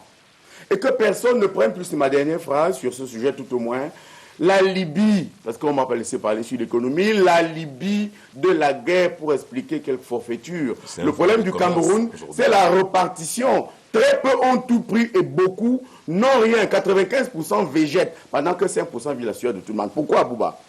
Parce qu'en Côte d'Ivoire, pendant 12 ans, il y a eu la guerre à Bouaké et à Abidjan. C'est les 2 grandes villes principales de Côte d'Ivoire, que les salaires ont quand même été payés régulièrement et d'ailleurs ont augmenté, et que la Côte d'Ivoire est quand même restée le premier producteur de cacao. Et que le premier producteur de cacao d'Afrique. Et que l'émergence en 2025 maître. et non en 2035. Votre émergence en 2035, il faut l'expliquer aux Camerounais. Pardon pour ce que je vais dire, c'est un attrape-couillon. Dans 2035, ça veut dire dans 20 ans, la plupart des acteurs politiques de maintenant seront irresponsables. Je veux dire politiquement qu'ils seront morts. Ok, alors, François Bikoro, sur les non-dits de ce discours, les attentes, qu'est-ce que les Camerounais auraient, par exemple, espéré du chef de l'État, dont le chef de l'État n'a pas évoqué dans son discours? Vraiment, il faut donner une bière à Chantal Ruetulé. Et pourquoi? Parce qu'il a dit que vous êtes une lumière et vous venez vraiment à la fin de cette partie du débat de démontrer que vous êtes une lumière. Merci. Voilà la vraie question. Merci. Je confirme cela. Merci. Parce que nous avons perdu le temps sur ce plateau, parce que nous sommes encastrés dans les dévolutions de pouvoir. Depuis des années aujourd'hui, le Cameroun est devenu un vaste champ de meetings politiques de la société civile, des acteurs politiques, ils nous perdent du temps. Monsieur Biya, je le prends au mot pour répondre à votre question. Il y a un truc là, Milda, c'est quoi? Moustiquaire imprégné à longue durée d'action. Ça a quoi à voir avec... J'attends mon Milda depuis 2 ans, je suis à Yaoundé, je meurs de moustique. Il faut que le président y veille. C'est pas lui qui parlait d'administration. Non, il a dit j'y veillerai et j'ajoute les phrases. L'école primaire gratuite. On est parti de 1800 francs quand il est arrivé, on est à 132 000 francs quand c'est gratuit. Il a dit qu'il veillera, il faut qu'il y veille. Je viendrai tout à l'heure pour qu'on me parle. Le BIP, le seul endroit où l'État peut rendre heureux la collectivité et non les individus, c'est le budget d'investissement public. Dites-moi, avant que la guerre ne commence de Boko Haram, s'il y a un endroit au Cameroun où ça a été exécuté à plus de 15%. Non. Il faut qu'il y veille. Monsieur Biya. Voilà le vrai problème.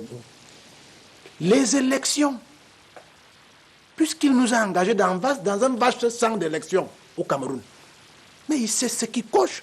Parce que les Camerounais ne sont pas ensemble, ils n'arrivent pas à s'entendre, qu'ils ne nous nomment plus les gens du RDPC. Dans une histoire où on a besoin de tout le monde pour qu'il y ait une sérénité. Donc je veux voir un électeur nouveau en 2016 où il y a un membre dans chaque parti politique. Il parle de l'administration. Oui, c'est bon que les gens vous fassent écrire n'importe quoi, je pèse mes mots. Voilà l'administration qui vous parle, monsieur Biya. Harmonisation des salaires. Harmonisation des départs à la retraite. Statut des enseignants. Statut des médecins. Statut des infirmiers. Veillez-y. Il a dit, il y verra. Il faut qu'il y veille. Les retraites. On parle d'allocation. Comment, monsieur Biya, avez-vous pu laisser qu'un type qui est entré dans la fonction publique quand vous êtes arrivé 33 ans après, on lui demande le premier bulletin de salaire pour espérer toucher ses allocations de retraite. Il faut que vous y veillez. On dit que le monde entier aujourd'hui, c'est la technologie. Et dans les universités que vous avez créées, pêle-mêle et en désordre, en dehors de celle de Marouaou, il semble que c'est un peu technique. Veillez à ce que le Messanga Nyamding enseigne à vos enfants le type d'enseignement qui s'adapte à l'environnement du travail. Et qu'on ne vienne plus sur ce plateau nous dire qu'un docteur va avoir du travail. Okay. On dit qu'un Camerounais bien formé, formé en adéquation avec le secteur environnant. Et je termine par là. Le petit frère nous a interpellés tout à l'heure, nous les médias. C'est-à-dire que dans ces pays, depuis la guerre de Bakassi, vous Bangomda, vous êtes le seul secteur qui a travaillé pour tous les autres secteurs. Regardez comment médecins, avocats, professeurs d'université sont contents de venir parler de la République ici. L'aide publique à la communication privée, qui n'a pas avancé et dont il n'a pas parlé, il a revalorisé tous les autres secteurs, je ne sais pas pourquoi. Je crois que ces gars ont mal passé les fêtes de Noël et de Nouvel An. Monsieur Biya, veillez à ce que la prochaine fois, ce type de choses n'arrivent pas aux journalistes comme celle qui est arrivée à Chantal Roger. Okay. Voilà un peu ces petites choses qui font qu'on se soude les coudes pour qu'on aide le chef de l'État qui, il faut quand même, contrairement à ce qu'il a dit, je félicite M. Biya parce qu'il a pu vaincre l'imposture de la société politique camerounaise et la société civile. Vous savez qu'il y a eu un franc débat ici sur la loi antiterrorisme. Okay. Je suis surpris, je finis par là, que depuis que M. Hollande coupe, il dit, dès que vous faites on coupe. Je ne revois plus les gens qui nous avaient parlé de droits de l'homme à Boko Haram qui tuent, pillent et violent sur les plateaux pour venir dire que là-bas aussi, on copie quand c'est bon chez nous ici. Vous voyez, M. Ok, professeur. Quand c'est bon, professeur. c'est dire que M. Biya est le meilleur. Moi, je préfère que ce soit le professeur Messanga Nyamding qui le fasse parce qu'il est dans son rôle. Alors, in fine, que peut-on, que doit-on retenir du discours du chef de l'État? Bon, quand vous dites que je suis dans mon rôle, je voudrais rappeler que je suis d'abord un analyste. C'est pour ça que vous êtes un politologue. Merci. Et merci beaucoup, Bouba. Vous voyez que lorsque vous écoutez ceux qui m'ont précédé, tous, pour la plupart, sont hors sujet. C'est là leur sujet. C'est ce qui anime notre pays depuis plusieurs années. C'est-à-dire que vous nous invitez sur un plateau et vous nous dites, voilà le discours du président de la République, décryptons-le. Chacun évoque tous ces petits problèmes. Ma femme m'a quitté, on a attrapé tel, je vais donner une bière à Chantal. Tout ça, on n'a pas l'impression que vous prenez le Cameroun au sérieux comme Paul Biya l'a fait lors de son discours. On vous dit décrypter. Qu'est-ce qu'on doit retenir? Qu'est-ce qu'on peut donc retenir entre autres? C'est que sur le plan sécuritaire, je voudrais leur demander qu'est-ce que Paul Biya a dit de faux dans ce discours lorsqu'il vous dit le pays est sous contrôle, nous n'avons cédé aucune partie de notre territoire. Je voudrais vous dire, Bouma Ngomna, là j'arbore ma touche d'analyste. Lorsque vous visitez la plupart des États africains, prenez le cas du Nigeria, mais le gouvernement nigérien ne contrôle pas son territoire. Ce Boko Haram dont on parle sur le plan sécuritaire est dans le territoire nigérien. Nous pouvons continuer, on a parlé de la République centrafricaine, nous pouvons parler du Soudan, nous pouvons parler hier encore du Tchad, nous pouvons parler à côté de nous du Congo, et bien de l'Angola. Ce qui est ici à démontrer, c'est qu'on a vu un chef qui est en train de dire, chef des armées, que le pays est sous contrôle. Mais à côté, il y a donc des vrais problèmes. C'est là où je vais chuter. Entre le discours du président de la République et la mise en œuvre de sa projection, parce que moi j'ai eu modestement l'honneur, j'ai pris la peine d'évaluer les 32 discours du président de la République. Il y a un très grand décalage entre les beaux discours du président que nous soutenons, d'ailleurs pour ces discours, et la mise en œuvre. C'est là où certains ne m'ont pas donné le temps de leur démontrer que... Et Chantal a commencé à toucher certaines choses du doigt. Je n'ai pas vu Maître Sim applaudir lorsque vous avez dit que vous avez parlé des loges. Ouais, il s'est tué et il sait pourquoi. Je n'ai pas vu certains applaudir lorsque vous avez parlé de l'homosexualité, parce qu'un certain président de parti politique ici nous a dit que c'était une bonne chose. C'est donc écoutez, demandez à Maître On est toujours dans le discours, s'il vous plaît. Alors, oui, parce que quand c'est moi, il faut me ramener au discours. Et vous faites bien, parce qu'en tout cas, je suis bien ici. C'est pas moi qui devrais déraper. Et sur ce point bien précis, le président, lorsqu'il parle de l'emploi, et là, je peux rejoindre quelque part, et je suis là-dessus. Lorsque vous prenez la définition du BIT, le BIT, Bureau international du travail, ou OIT, Organisation internationale du travail, un chômeur, c'est quelqu'un qui a appris à faire un métier et qui cherche de l'emploi. Mais lorsque vous allez chercher à côté la définition de l'OCDE, vous verrez que un chômeur, c'est quelqu'un qui est déjà devenu, un citoyen qui est devenu adulte et qui a sa majorité et qui cherche un emploi. Effectivement, sur ce point bien précis, le président n'a pas tort lorsqu'il convoque, il dit que les emplois ont été créés. Mais là, je reconnais avec certains panélistes que le problème du Cameroun, malheureusement, c'est le sous-emploi. Ok. Même lorsque vous êtes emploi,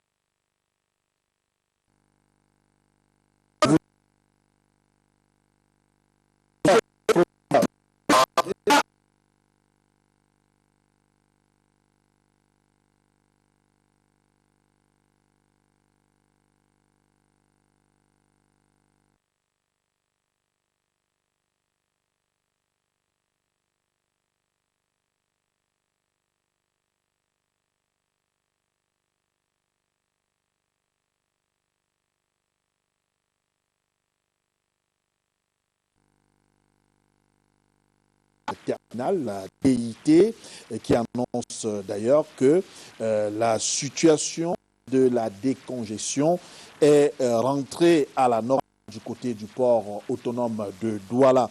Tel que vous allez le voir dans ce reportage la semaine qui va suivre, qui porte la signature d'Arnaud Ngefak, de Franck Ebénis.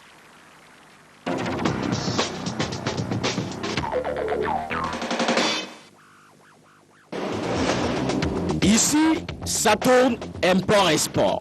Port autonome de Douala, le terminal à conteneurs, activité battante. La danse des grues et des portiques, c'est au rythme des déchargements et des chargements. C'est tout fait pour replonger l'activité portuaire dans la normalité. Normalité veut dire que le navire conteneur qui vienne puisse accoster sans retard. Quand il arrive à quai, il travaille normalement, convenablement, avec des cadences normales. Challenge plutôt réussi par Douala International Terminal, le concessionnaire du terminal à conteneurs du port autonome de Douala. Un mois de décembre 2015, comme jamais vécu. On a souvent 1800, 1900, voire même 2000 dockers utilisés par jour. Depuis le début du mois de décembre, nous plafonnons à 1300, 1400 dockers utilisés par jour. Ça veut donc dire que quelque part, on a absorbé tout le stock qui était là et nous sommes maintenant pratiquement en situation de flux tendu, sinon de flux même lâche. Flux lâche, oui.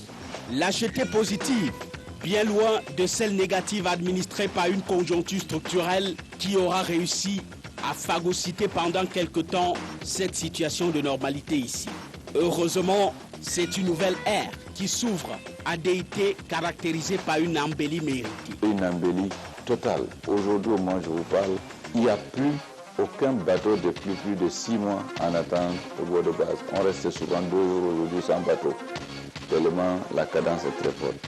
Mathématiquement, un bond de 14% de trafic import-export de DIT et une audace progressive des importations conteneurisées de 30%.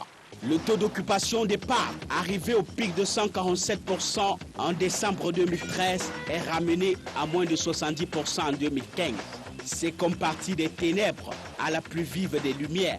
Pour y arriver, beaucoup d'efforts ont été faits pour faciliter, fluidifier tout le système documentaire pour pouvoir exporter. Comme un accouchement conditionnel, il a fallu 8 milliards de francs CFA à la cagnotte des investissements, une synergie de fer entre DIT, le port autonome et la douane, une mise à la disposition de DIT du site de l'UDA Côte-Co d'entreposage des conteneurs en long séjour. Sacré record en contrepartie de ces efforts. 7 jours ouvrables de délai moyen de passage des marchandises à l'export, 1 heure de délai moyen de mise sur camion des conteneurs. Et le confident du bonheur prépare encore mieux pour l'avenir. 2016-2020, nous avons en perspective la commande d'un 4e prototype, l'élargissement du port de plus de 5 hectares à 10 hectares avec le port autonome de Douala et beaucoup d'autres investissements très très importants que nous sommes en train de faire. Destin bien tracé de DIT, c'est entre le cœur et la patrie. Et c'est d'abord le vert jaune du Cameroun. Son économie en dépend.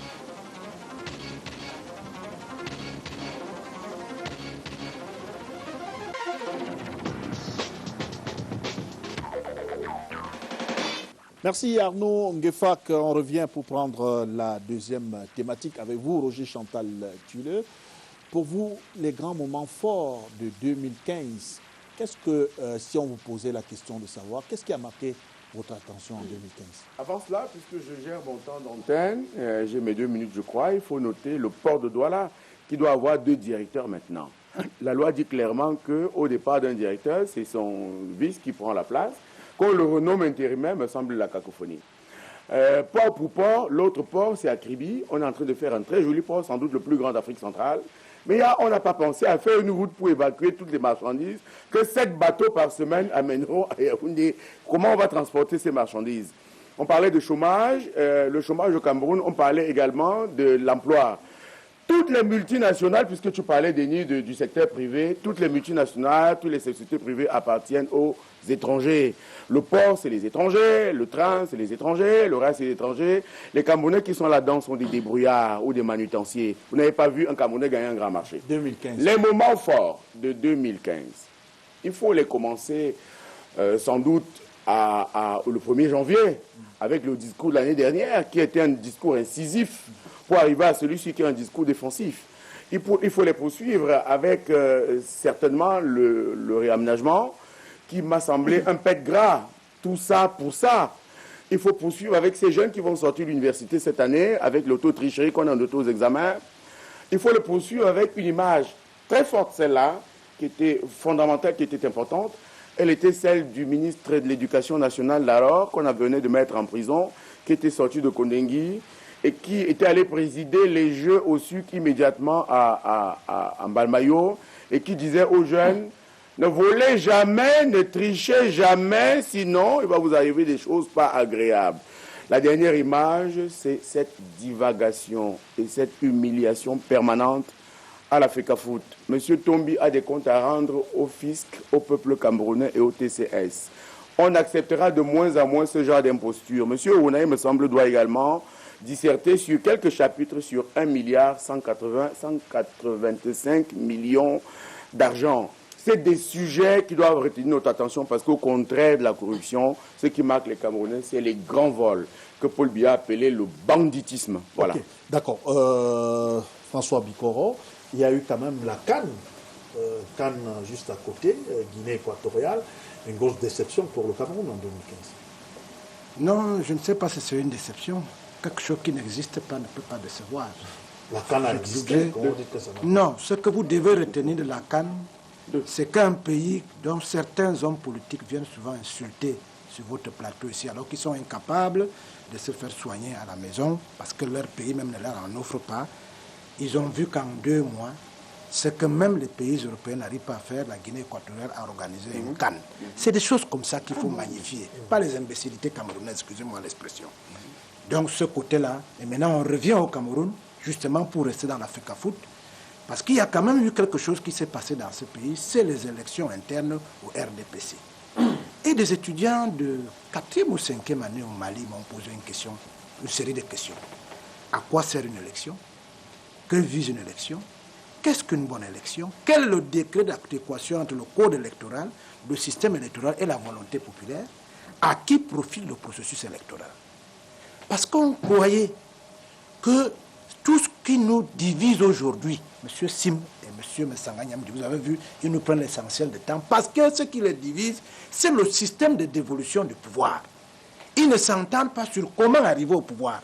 Alors, la nature donne à voir et à comprendre à ces 2 acteurs politiques et à la société civile qu'on peut faire une élection à l'Africa Foot et les gens voient comment ça se passe bien. Et vous vous rendez donc à l'évidence que pour un article 4, on avait des articles numéro 4, c'est pas ce qui était à l'intérieur. On a pris 2 ans. On s'est engueulé, on s'est entretenu, on a donné des coups de poing, on a fait tout ce qu'on veut pour qu'au finish, les gens qui insultaient les uns hier et les autres s'entendent sur le type de mission qu'ils doivent faire à l'étranger. On se disait donc qu'avec le RDPC, champion de la démocratie, champion de tout ce qu'on veut, décide donc d'aller aux élections.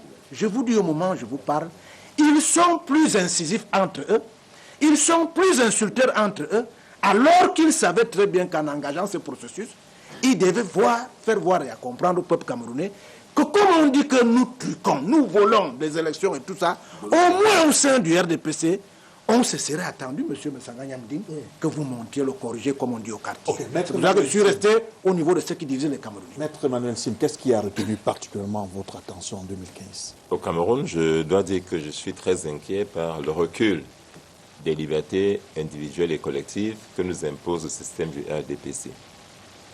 Vous vous souvenez que la société civile est bâillonnée systématiquement et qu'il y a des mots, des termes que désormais il ne faut pas prononcer au Cameroun.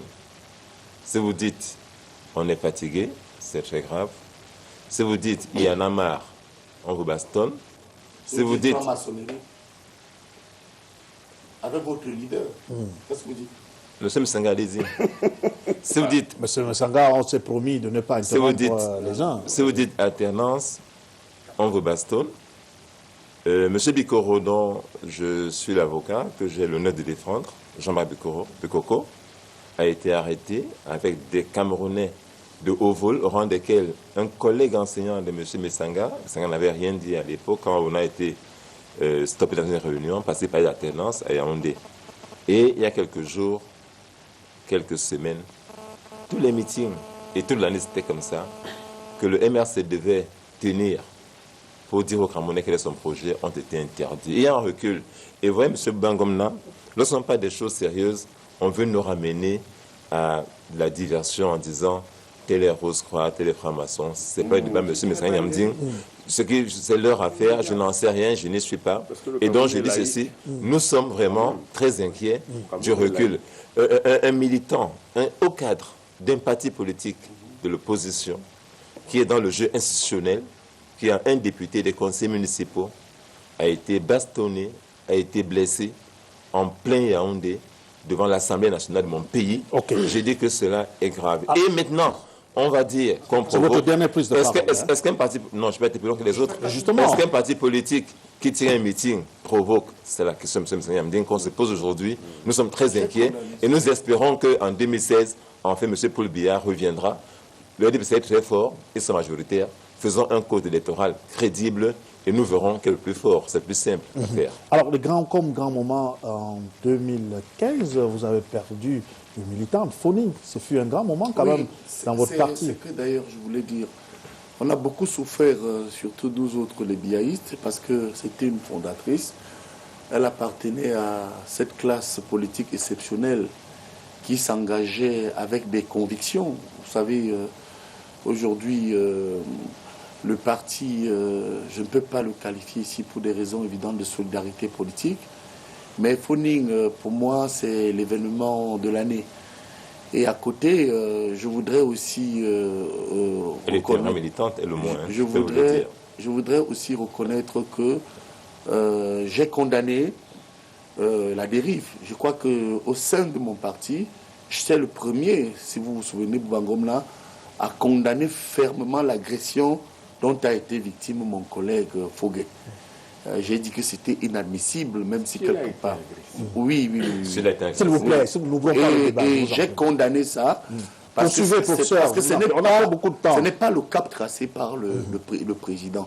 Alors, ce qui m'a marqué, entre autres aussi, il faut le reconnaître, c'est la liberté qui anime aujourd'hui nos opposants.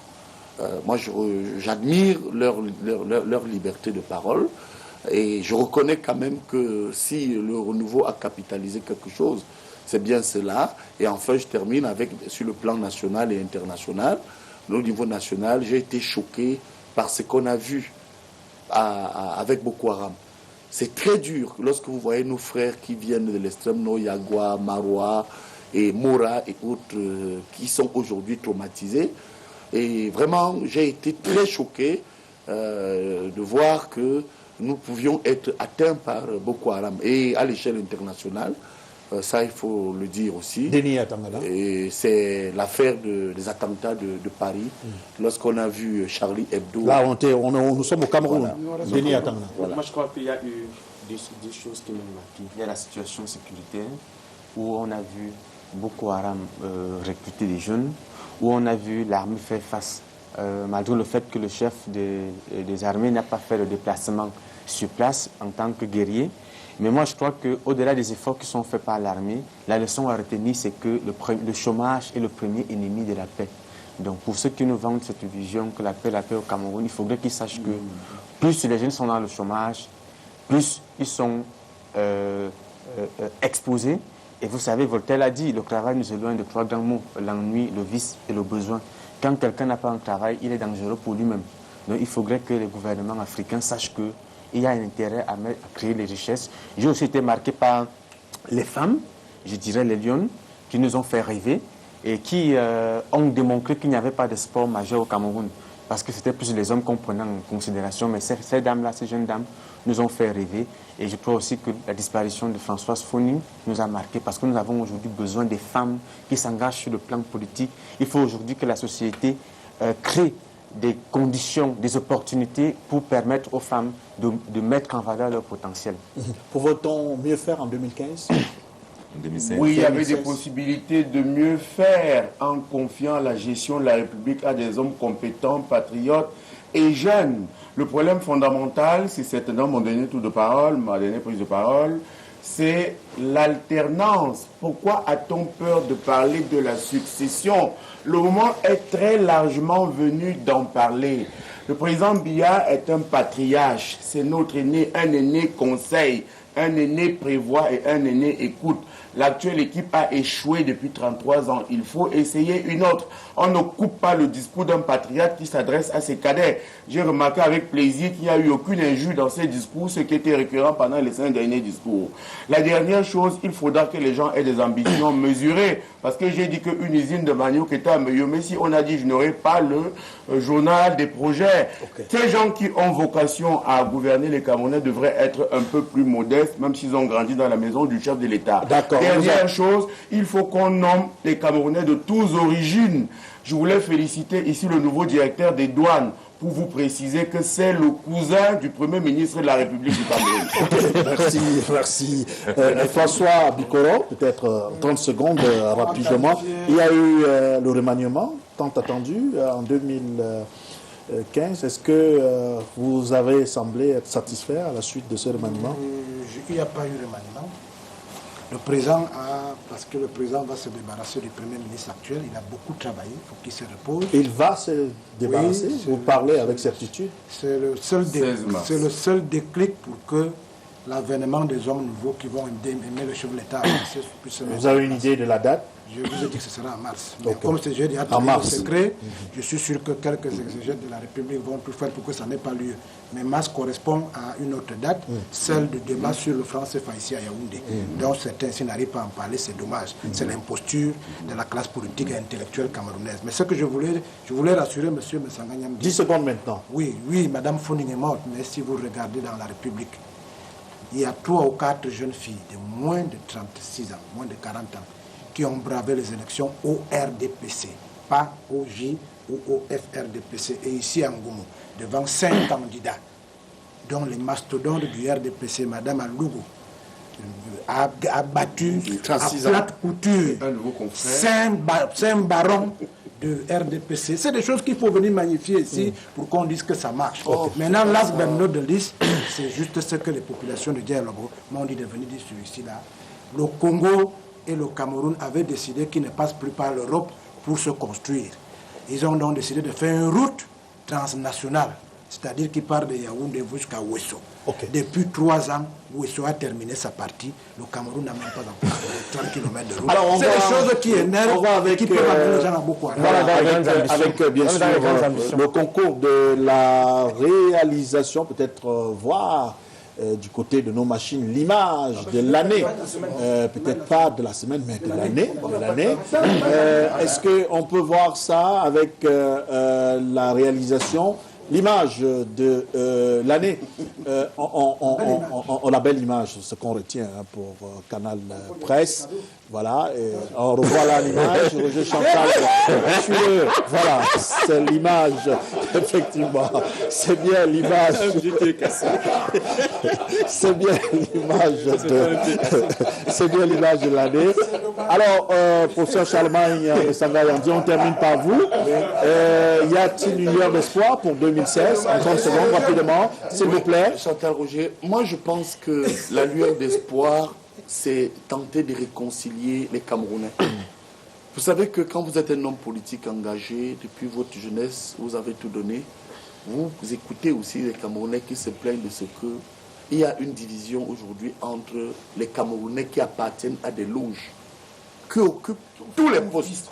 Quand vous voyez bien le statut de l'État, prenez la plupart des secrétaires généraux. Ne développez plus. Oui, mais vous m'avez dit l'espoir. Oui. L'espoir, moi, je prie les francs-maçons et les rosicruciens et de nous laisser aussi un peu d'espace. Parce que quand vous voyez la superstructure d'État, on dirait qu'ils ont décidé de tout prendre pour eux. Merci. Et je pense que ce sont ces gens, contrairement aux francs-maçons occidentaux, ce sont les francs-maçons camerounais qui bloquent l'État. Merci, cher monsieur. Merci et bonne année à tous. Je vous donne rendez-vous peut-être dans quelques temps, mais dès dimanche prochain, vous retrouverez aux commandes de cette émission Canal Presse Carole Yémelon. D'ici à là, il me reste qu'à vous dire merci à vous et surtout heureuse année 2016 aux nombreux et multiples téléspectateurs de Canal 2 qui nous regardent sur la toile à travers Facebook, Canal Presse officiel. Merci. La rediffusion de ce programme, ce sera lundi à partir de 23h. Roger Chantal, tu es le maître. Emmanuel Sim, merci. Professeur Charlemagne Messangayandi, merci, bonne année. Merci à vous, Denis Atangala. Madame, Monsieur, quoi qu'il arrive, gardez le sourire. Bien le bonjour.